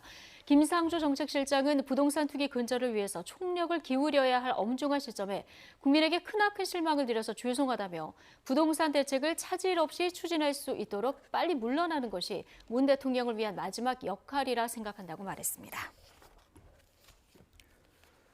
전해철 행정안전부 장관 전 보좌관 가족이 3기 신도시 예정지 땅을 투기했다는 의혹에 대해서 경찰이 국토교통부 등을 압수수색하고 있습니다. 경기 남부경찰청 부동산 투기 특별수사대는 오늘 오전 10시부터 LH본사와 국토교통부, 안산시청과 경기도청을 압수수색하고 있다고 밝혔습니다. 앞서 시민단체는 전해철 장관 전 지역부 장관의 부인 A씨를 농지법 위반 혐의로 경찰에 고발했습니다. 서울주택도시공사 SH가 10년 동안 공공택지 87만 평을 매각해 5조 5천억 원을 챙겼다는 주장이 나왔습니다. 경제정의실천시민연합은 기자회견을 열고 SH공사가 최근 10년 동안 판매한 23개 지구 택지의 판매 이익 분석 결과를 발표했습니다. 경실련은 SH공사가 지난 2011년부터 2020년까지 택지 86만 7천 평을 14조 2천억 원에 매각해 택지 조성 원가를 제외한 5조 4,600억 원의 이익을 봤다고 주장했습니다. 이사 주택 공급 대책 발표 이후 가격이 내리는 서울 아파트가 늘고 있다는 민간 부동산 정보업체의 분석이 나왔습니다. 부동산 정보업체 직방은 올해 들어서 2월 4일까지 가격이 하락한 서울 주택형의 비중은 23.1%였지만 이사 대책 발표 이후부터 지난 23일까지는 33.3%로 늘어났다고 밝혔습니다. 국토교통부는 매주 수요일 이사 공급 대책의 추진 현황과 성과를 공개하는 위클리 주택 공급 브리핑을 올 7월까지 진행하기로 했습니다. 국토부는 정부가 그동안 발표한 주택 공급 대책이 어떻게 추진되고 있는지를 국민에게 정확히 알리기 위한 취지라고 밝혔습니다. 어제 하루 코로나19 신규 확진자가 전날보다 100명 가까이 감소한 384명을 기록했습니다. 지역 발생은 370명으로 이 가운데 수도권에서만 253명이 확진 판정을 받았습니다.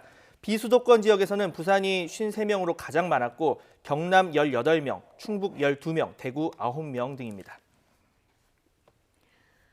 변이 바이러스가 빠르게 확산하면서 전 세계 코로나19 상황에 다시 빨간불이 켜졌습니다. 강한 전파력으로 남미를 휩쓸고 있는 브라질발 변이 바이러스는 이미 20여 개의 나라에 상륙했고 유럽과 미국은 영국발 바이러스가 확산하면서 코로나 재유행 조짐을 보이고 있습니다. 보도에 김형근 기자입니다. 남미 지역은 여러 나라가 연일 신규 확진자 수 최고치를 경신하고 있습니다. 특히 브라질은 신규 확진자가 10만 명이 넘습니다. 아마존에서 새로 발견된 P1 변이 바이러스가 급속도로 퍼지고 있기 때문입니다. A situação está igual em todas as regiões, né? Todos os leitos, quase todos com 90% de ocupações e estão priorizando os mais graves. P1 변이 바이러스는 기존 바이러스보다 전파력이 2배나 강합니다. 재감염 확률도 61% 높은 것으로 알려졌습니다. 이처럼 강한 전파력으로 브라질을 넘어 인근 국가로 퍼졌고 지금은 전 세계 20여 개국에 상륙했습니다. 유럽은 영국발 변이 바이러스 때문에 골머리를 앓고 있습니다.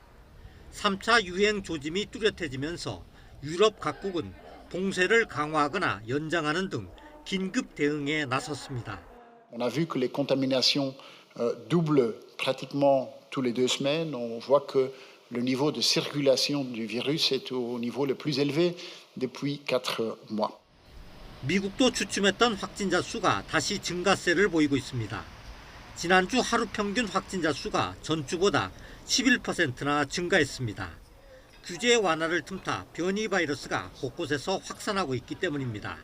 We are at a critical point in this pandemic, a fork in the road, where we as a country must decide which path we are going to take. 전문가들은 변이 바이러스가 빠른 속도로 확산하면서 글로벌 보건에 또 다른 충격파를 던지고 있다면서 백신 접종에 들떠 방역 지침을 느슨하게 운영해서는 안 된다고 경고했습니다. YTN 김영근입니다. 유럽연합 EU에서 올해 6월 15일부터 이른바 백신 여권 이용이 가능해진다고 EU 고위 관계자가 밝혔습니다. 프랑스 일간신문 르피가로의 보도에 따른 내용인데 27개 EU 회원국 보건부에서 내려받을 수 있는 디지털 또는 종이 형태의 이 건강증명서에는 접종한 백신의 종류, 항체 형성 여부와 같은 정보가 담길 예정입니다. 이 증명서는 비행기를 타거나 공공장소에 들어갈 때 필요할 수 있지만 발급을 의무화하지는 않기로 했습니다. 유럽에 이어서 미 행정부와 민간 회사들 역시 코로나19 백신 접종 사실을 증명하는 표준 방식 개발을 위해서 노력하고 있고 수일 내 진전 상황 발표를 목표로 하고 있다고 워싱턴 포스트가 현지 시각 28일 보도했습니다. 백신 여권은 무료일 것으로 예상되며 항공사 탑승권과 유사한 스캔 가능한 코드를 제시하는 스마트폰 앱을 통해서 이용할 수 있고 스마트폰을 통해서 접근할 수 없는 미국인은 이를 인쇄해야 한다고 워싱턴 포스트는 전했습니다.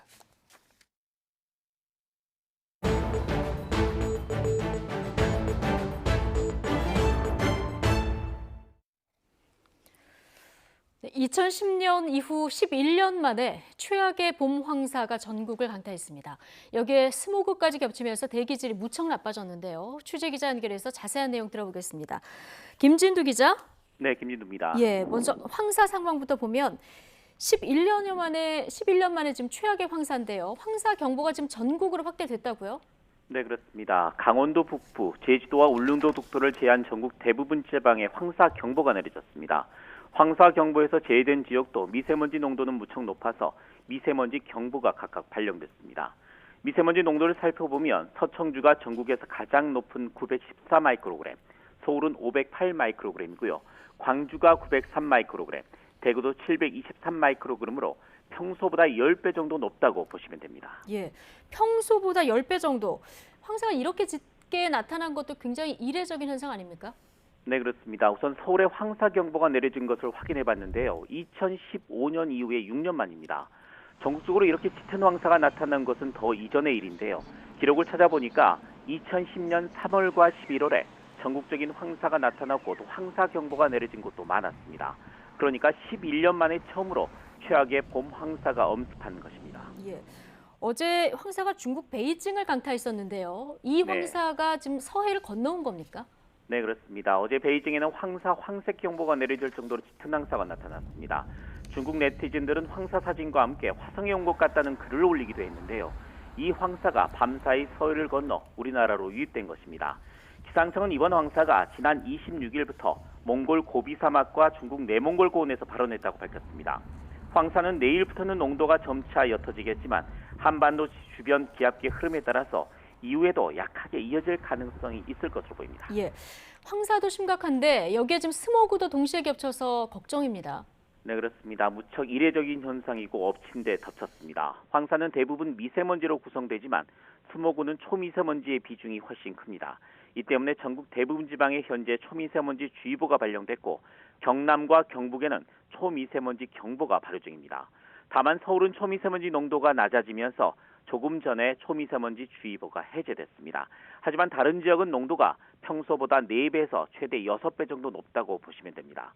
초미세먼지는 오늘까지 강하게 이어진 뒤에 내일 동쪽 지역은 해소될 것으로 보입니다. 하지만 중서부 지방 등 서쪽 지역은 당분간 대기질이 나쁨 단계를 유지할 것으로 예상됩니다. 호흡기가 약한 분들은 미세먼지 차단용 방역 마스크를 꼭 착용하시는 게 좋겠습니다. 지금까지 YTN 김유두입니다.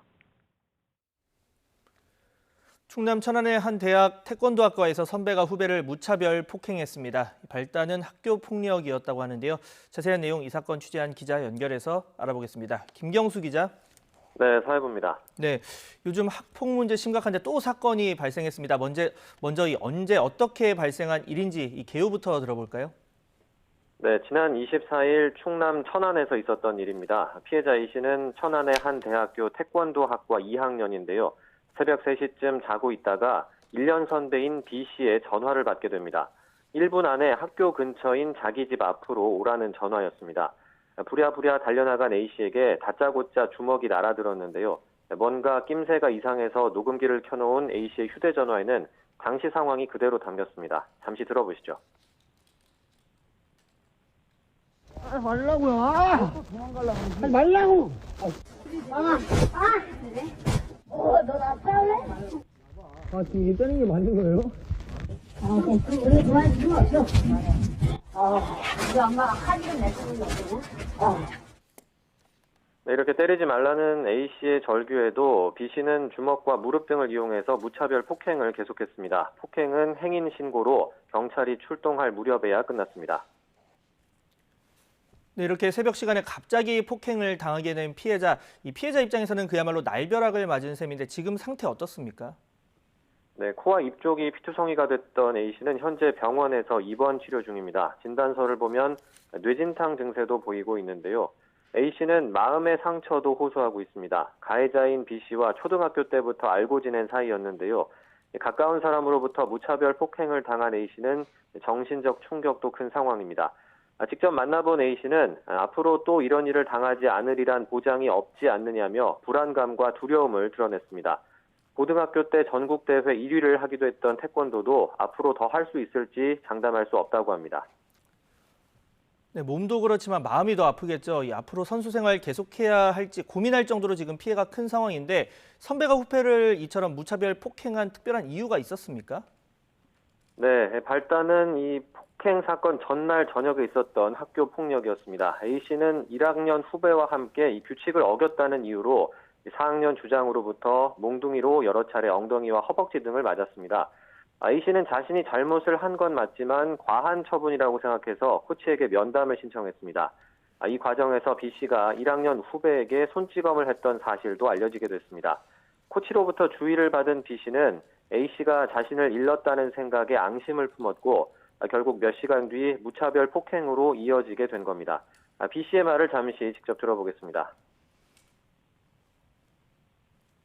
잘못을 했다는 거는 혼냈다는 얘기도 그거를 일렀다는 것 자체가 저는 그게 뒷심이 갖고 때렸는데 그냥 때렸으면 그냥 적당히 하고 끝냈어야 되는데 저도 손을 넘게 때려버려고. 네, 그런데 지금 선배 B씨 이야기를 들어보면 뭐 잘못을 했으면 체벌도 가능하다. 또 이후에 피해 사실을 알렸다는 이유로 때린 것도 도를 넘은 부분 빼면 뭐 잘못은 아니다. 이렇게 들리기도 하는데 요즘 학폭으로 참 구설에 오르는 경우가 많습니다. 그런데 정작 현장에서는 크게 달라진 게 없는 건 아닌지 걱정이 되기도 하는데 어떻습니까? 네, 피해자 A씨의 아버지도 이 YTN 제보를 결심하게 된 이유를 이렇게 설명을 했습니다. 운동부를 하다 보면 맞을 수도 있다는 인식과 또 폭력이 발생해도 괜히 문제를 키워봐야 좋을 게 없다면서 그냥 덮고 넘어가려는 관행 때문에 이번 폭행 사건이 벌어졌다는 겁니다. A씨의 아버지는 앞으로는 이런 일이 없길 바란다면서 가해자들이 잘못한 만큼 합당한 처벌을 받길 바란다고 밝혔습니다. A씨 측은 폭행 전날에 있었던 학교 폭력에 대해서도 경찰에 고소할 계획입니다. 이번 사건과 관련해 학교 측은 피해 학생의 원활한 학교 복귀를 위해서 최선을 다하겠다는 입장입니다. 또 가해 학생들을 휴학시키는 등 피해자가 학교에 다니는 동안에는 가해자와 피해자가 마주치지 않게 하는 방안도 검토 중입니다. 지금까지 사회부에서 전해드렸습니다. 배우 심은우가 학교 폭력 의혹이 제기된 지 약 20일 만에 이를 인정하고 사과의 입장을 밝혔습니다. 심은우는 SNS를 통해서 학창 시절의 한 미성숙한 언행으로 친구에게 마음의 상처가 깊이 남아 있었다는 것을 알았다며 이제라도 그 친구에게 진심으로 미안하다는 말을 전한다고 사과했습니다. 전라북도 익산에서 생후 7개월 된 아이를 상습적으로 폭행해 뇌사 상태에 이르게 한 아이 엄마가 구속됐습니다. 전북경찰청은 아동학대 중상해 혐의로 외국 국적 20대 여성 A씨를 구속했다고 밝혔습니다. A씨는 지난해 8월 딸을 낳은 이후 양육하는 과정에서 상습적으로 때리고 바닥에 내던져서 다치게 한 혐의를 받고 있습니다. 지난 주말 미얀마 군부의 강경 진압으로 하루 사이에 100명이 넘는 사람들이 숨졌습니다. 희생자 가운데는 어린이도 있었습니다. 무자비한 총격 다음 날에도 미얀마 시민들의 끈질긴 저항은 계속됐습니다. 보도에 박경석 기자입니다. 일요일인 어제 미얀마 양곤에서 사이와이얀의 장례식이 열렸습니다. 이 13살 소년은 골목길에서 놀다 군경이 쏜 총에 맞아 숨졌습니다. 사이와이얀은 하루 전 군부의 무자비한 진압으로 숨진 100명이 넘는 희생자 가운데 한 명입니다.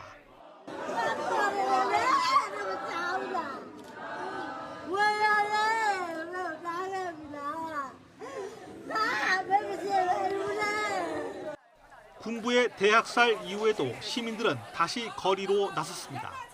조준 사격을 피하기 위해 바리케이드 뒤에서 몸을 웅크린 사람들. 미얀마를 구해달라는 헬멧을 쓰고 조잡한 화살과 화염병을 든 채 군경과 맞서고 있습니다. 소수민족 무장단체와 군부의 무력 충돌도 격화되고 있습니다. 주로 북부 지역이었던 교전 장소도 중국, 태국 접경 지역인 동부 지역으로 확대되고 있습니다. 미얀마 군부는 소수민족 카렌족의 공격에 맞서 전투기를 동원해 카렌족 마을을 공습했습니다. 카렌족들은 대규모 공습을 피해 밀림 속 동굴로 급히 몸을 숨겼고 태국으로 피난길에 오른 사람만 3,000명이 넘습니다. The Burma Army launched airstrikes into the Daepuno Valley of Paphun District, northern Karen State. killing at least 3 people, wounding 8, destroying a home, and there were multiple airstrikes. 군부의 무자비한 탄압에 맞서 국민들의 끈질긴 저항이 계속되면서 미얀마 사태는 점차 내전 양상으로 번지고 있습니다. YTN 박경석입니다. 네, 이런 가운데 국제 미인 대회에 참가한 미스 미얀마가 무대에서 국제사회에 도움을 호소했습니다. 눈물을 흘리며 제발 미얀마를 도와달라. 미얀마는 지금 당장 국제적 도움이 필요하다고 간청했습니다. 들어보시겠습니다. I deeply be sorry for the people who have lost their life on the streets. Every citizen of the world wants the prosperity of their country and the peaceful environment. In doing so, the leader involved should not use their power and selfishness to oppress. Today, in my country, Myanmar, while I'm doing speech on this day, there are so many people dying, more than 100 people dying today. I deeply be sorry for all the people who have lost their life. I want to say from here that please help Myanmar. We need your urgent international help right now. 네, 그런데 이 무고한 시민이 100명 이상 숨진 지난 토요일 미얀마 군부가 호화 파티를 열었던 것으로 드러나 국제사회의 비난을 사고 있습니다. 지난달 쿠데타로 권력을 잡은 민 아웅 흘라잉 최고사령관을 포함한 미얀마군 장성들은 지난 27일 미얀마군의 날을 맞아 열린 파티에 참석했다고 BBC가 보도했습니다. SNS에 올라온 관영 TV의 사진을 보면 군 간부들이 흰 군복에 나비 넥타이를 메고 웃으며 레드카펫 위를 걸어다닙니다. 트위터에는 군부가 파티를 즐기는 사진과 같은 날 희생된 이들의 사진을 대비하면서 군부를 비난하는 글이 잇따라 올라왔습니다. 중국이 주최한 일본군 위안부 문제에 관한 온라인 토론회에서 한중일 세 나라 전문가들은 일본군 위안부 피해를 자발적 매춘이라고 주장한 하버드대 마크 램저 교수를 비판했습니다. 중국 위안부 문제 연구센터가 어제 개최한 토론회에서 천리페이 상하이 사범대 교수는 램저 교수의 글은 논문이 아니라 상상력과 추론을 발휘해서 만든 선택적 관념이라고 지적했습니다. 천리페이 교수는 또 램저 교수는 살아남은 사람들과 이야기를 나눈 적도 없다면서 그를 상하이로 초청해 얼굴을 마주보며 대화하고 싶다고 말했습니다. 북한의 미사일 시험 발사와 관련한 유엔의 안보리 소집에 대해서 북한이 반발하고 있습니다. 자위권을 침해하려는 시도라는 건데 이 안보리 회의 결과에 따라서 추가 도발 가능성까지 제기되고 있습니다. 황혜경 기자가 보도합니다. 유엔 안보리가 북한의 미사일 발사 문제를 논의하기 위한 회의를 소집한 데 대해 북한이 경고하고 나섰습니다. 자위권에 해당하는 정상적 활동을 문제시하는 건 주권 국가에 대한 무시이자 명백한 이중 기준이라면서 자신들의 자위권을 침해하려고 시도한다면 상응한 대응 조치를 유발하게 될 거라고 못 박았습니다. 외무성 국제기구 국장 명의의 담화라 수위는 비교적 낮지만 이틀 전 김정은 위원장의 군사 분야 오른팔이라고 할 수 있는 리병철도 같은 주장의 담화를 낸 상황이라 북한이 공세의 강도를 높이고 있는 것으로 분석됩니다. 바이든 정부가 이제 이렇게 굉장히 원칙적인 입장으로 나온 것에 대해서 힘에 붙일 수도 있다는 생각이 좀 드네요. 수위 조절도 하고 조준 타겟을 유엔 안보리 쪽으로 살짝 이제 비튼 거죠. 향후에 미국과 관련돼서는 좀 더 자신들의 할 수 있는 융통성, 운신의 폭을 약간 확보해 두려고 하는 것이 아닌가. 정부는 어떠한 경우에도 한반도의 군사적 긴장이 조성돼서는 안 된다는 입장입니다. 특히 지금은 남북미 모두 대화를 이어나가기 위한 노력을 할 때라면서 금주에 미국에서 열리는 한미일 국가안보실장 회의에서도 이 같은 입장을 미국 측에 충분히 전달할 방침이라고 밝혔습니다. 대화의 분위기를 만드는데 어려움을 주는 일은 결코 바람직하지 않다는 점도 거듭해서 강조드립니다. 한반도 상황을 평화적이고 안정적으로 관리하기 위한 노력을 계속해 나갈 것입니다. 하지만 유엔 안보리에서 대북 추가 제재 등을 결정하게 된다면 북한의 강력한 반발은 불보듯 뻔한 상황. 또 다른 전략무기 시험이나 미사일 공개 등 추가 도발 가능성도 커 이번 주 한반도 정세는 또다시 고비를 맞을 전망입니다. YTN 황혜경입니다. 알렉산드르 포민 러시아 국방차관이 오늘 우리나라를 방문합니다. 국방부 부승찬 대변인은 포민 차관이 오늘 방한에서 한러 국방전략 대화를 가진다고 밝혔습니다. 이번 포민 차관의 방한으로 지난주 세르게이 라브로프 외교부 장관의 방한에 이어서 러시아의 외교, 국방 고위 관료와의 연쇄 접촉이 이뤄지게 됐습니다. 지난 1990년 걸프전쟁 당시 미국이 우리 측에 군사 지원을 요구하면서 거부할 경우 한미 관계가 껄끄러워질 수도 있다는 취지로 압박한 것으로 나타났습니다. 외교부 공개 문서를 보면 지난 1990년 12월 리처드 솔로몬 당시 미 국무부 동아태 담당 차관보는 6.25 때 미국의 도움을 받은 한국이 미국을 어떻게 지원하고 있느냐는 여론이 제기될 수 있다며 이같이 말했습니다. 이에 대해서 반기문 당시 외교부 미주국장은 군 의료단 파견 협의 상대가 미국에서 사우디로 바뀌면서 늦어졌다고 해명하고 다국적 군 지원 예산 5천만 달러를 추경 예산을 통해서 확보하는 등 최대한 지원하고 있다고 강조했습니다. 코로나19로 사람이 몰리는 곳은 싫은데 또 집에 있기는 답답하고 그래서 요즘 한적한 곳에서 캠핑이나 차에서 잠을 자는 차박 즐기는 분들 많습니다. 아직은 밤이 되면 좀 쌀쌀해서 난방기기나 화덕을 사용하곤 하는데 주의해야 할 점이 많다고 합니다. 홍성욱 기자가 보도합니다. 지난 2019년 12월 울산 해안가 텐트에서 40대 남녀가 숨진 채 발견됐습니다. 원인은 일산화탄소 중독. 텐트 안에 둔 화덕이 원인이었습니다. 지난해 12월 전남 고흥에서도 비슷한 사고가 났습니다. 캠핑용으로 개조한 버스에서 50대 동창생 4명이 일산화탄소에 중독됐습니다. 히터를 켜고 잠이 들었는데 한 명이 숨졌습니다. 이 차량이나 텐트같이 밀폐된 공간에서 이 난방기기를 사용하면 일산화탄소 농도가 급격히 증가합니다. 눈에 보이지도 않고 냄새도 나지 않아 알아차리기 쉽지 않은데 장시간 노출되면 목숨을 잃을 수도 있습니다. 경찰이 일산화탄소 위험성을 알리기 위해 가스안전공사와 함께 실험을 벌였습니다. 차량과 텐트 안에 휴대용 가스 난방기 2대를 튼 뒤 일산화탄소 농도를 측정했습니다. 30분 만에 최대 허용 농도 50ppm의 5배인 250ppm까지 치솟았고 1시간이 지나자 무려 770ppm까지 증가했습니다. 구토와 어지러움을 느끼는 단계를 넘어 3시간 이상 머물면 건강한 사람도 목숨을 잃을 수 있는 수치입니다.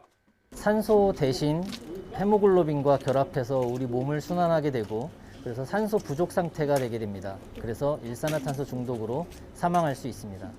일산화탄소 경보기를 설치해도 순식간에 의식을 잃어 깨어나지 못할 수 있는 만큼 난방기기 사용 대신 두꺼운 침낭이나 핫팩 등을 사용하는 것이 좋습니다. YTN 홍서욱입니다. 경제적인 가치가 떨어져서 문을 닫는 폐광산이 전국 곳곳의 하천과 토양을 오염시키고 있는데요. 10곳 가운데 9곳은 예산이 부족하다는 등의 이유로 피해 방지 사업을 시작조차 못한 채 방치되고 있습니다. 송세혁 기자가 보도합니다. 하천 물길이 온통 벌겋습니다. 상류로 올라가 봤습니다. 폐광산에서 중금속에 오염된 물이 쉼없이 흘러나옵니다. 하천이 붉어진 것은 물속 철 성분이 산화하면서 생긴 침전물 때문입니다. 측정 결과 철 함유량은 기준치의 최대 90배에 이릅니다. 사실상 죽은 하천으로 변하면서 물고기는 사라진 지 오래입니다. 오염된 하천 구간은 10여 킬로미터에 이릅니다. 오염된 물은 하천과 연결된 바다로 그대로 흘러들고 있습니다. 하천 상류 폐광산 2곳에서 배출되는 오염수는 하루 최대 15,000톤가량. 하지만 정화시설 처리 용량은 5분의 1 수준인 3,000톤으로 턱없이 부족합니다. 뒤늦게 정화시설 2기를 추가로 짓고 있다지만 올해 하반기에나 준공될 예정입니다. 광산이 문을 닫은 지 30년이 넘도록 정화시설조차 제대로 갖추지 못한 겁니다. 하천 관리를 이렇게 한다는 것은 문제가 상당히 크죠. 그다음에 또 물은 모든 생명의 근원이기 때문에 물이 흐르는 하천이 이렇게 오염이 된다라고 하면 어떠한 생명체도 살아날 수가 없거든요. 이곳뿐만이 아닙니다. 토양이나 수질 오염 등이 발생한 것으로 확인된 폐광산은 전국적으로 2,600곳이 넘습니다. 하지만 이 가운데 10곳 중 9곳은 정화시설 설치 등 피해 방지 사업을 시작조차 못했습니다. 만큼 다 예산을 이제 배정을 받지를 못해요. 그래서 60%, 70% 정도밖에 못하잖아요. 정책 우선순위와 예산 배정에서 번번이 뒤로 밀려 수십 년 동안 방치된 폐광산이 환경 재앙이라는 부메랑으로 돌아오고 있습니다. YTN 송세혁입니다. 골프 여제 박인비가 LPGA 투어 시즌 4번째 대회인 기아 클래식에서 선두를 한 번도 내주지 않는 압도적 경기력으로 우승을 차지했습니다. 통산 21승째를 기록하면서 박세리의 한국인 최다승 기록에도 4승 차로 다가섰습니다. 김상익 기자가 보도합니다. 박인비가 올 시즌 처음 출전한 LPGA 투어에서 우승했습니다. 렉시 톰슨 등 2위 그룹 간은 5타차, 나흘 내내 선두를 놓치지 않은 완벽한 와이어 투 와이어 우승이었습니다. 한때 7타차로 여유 있게 앞서던 박인비는 12번과 13번을 연속 보기로 3타차로 쫓기면서 잠시 흔들렸습니다. 하지만 이내 평정심을 되찾은 박인비는 16번 홀에서 긴 이글 퍼팅에 성공하면서 사실상 우승을 확정했습니다. 그동안 이 대회에서 2위만 3번 했던 아쉬움을 11번째 도전만에 떨쳐낸 첫 우승이었습니다. 메이저 7승을 포함해 통산 21승째를 기록한 박인비는 전설 박세리가 갖고 있는 한국인 최다승 25승에 4승 차로 바짝 다가섰습니다. It's it's somebody that I always looked up to, when I was growing up, and obviously it's she's always big in my heart, and trying to follow her footsteps is always a great thing. So I'm really happy that I'm getting close. Yeah. 오는 6월 말 기준 세계 랭킹 15위 중 한국 선수 상위 랭커 4명에게 자격이 주어지는 도쿄올림픽 출전권 경쟁에서도 유리한 위치를 지키게 됐습니다. 이미 골든 커리어 그랜드슬램 달성으로 최고의 골퍼 반열에 오른 박인비가 올림픽 2연패라는 새로운 목표를 향해 순항하고 있습니다. 세계 랭킹 1위 고진영은 단독 4위로 1년 4개월 만에 미국 무대에 복귀한 김효준은 공동 5위로 대회를 마쳤습니다. YTN 김사익입니다. 초대형 컨테이너선 좌초 사고로 수에즈 운하의 뱃길이 막힌 지 7일이 지났습니다. 현장에서는 선체 부양 작업이 이어지고 있지만 사고 수습이 지연되면서 경제적인 손실도 눈덩이처럼 불어나고 있습니다. 조수연 기자가 보도합니다. 수에즈 운하 좌초 사고 발생 엿새째. 예인선 여러 척이 현장에 투입돼 에버기븐호 선체 부양을 시도합니다. 뱃머리 부분에서 27,000세제곱미터의 흙과 모래를 퍼낸 뒤 예인선이 작업할 수 있는 공간을 확보했습니다. 하지만 22만 톤급의 대형 선박을 움직이기에는 역부족입니다. 급기야 마지막 수단으로 에버기븐호에 실린 화물을 일부 내리는 방법도 검토되고 있습니다. 하지만 화물을 내리는 작업 또한 적지 않은 시간이 걸릴 것으로 예상돼 쉽지 않은 상황입니다. صعب دلوقتي ان احنا نقول بالظبط توقيت للحل المشكله لان احنا بنقول زي ما قلت السفينه كبيره. 대체 노선을 확보하려는 해운업계의 고민도 깊어지고 있습니다. 운하 근처에서 대기 중인 선박이 300척이 훨씬 넘고 일부 선사들은 이미 배를 돌리기 시작했습니다. 울며 겨자 먹기로 아프리카 남단 희망봉을 돌아가는 선박도 늘고 있습니다. 10,000km에 가까운 거리가 더 늘어나지만 운송 지연에 따른 손해배상을 앉아서 당할 수는 없다는 판단입니다.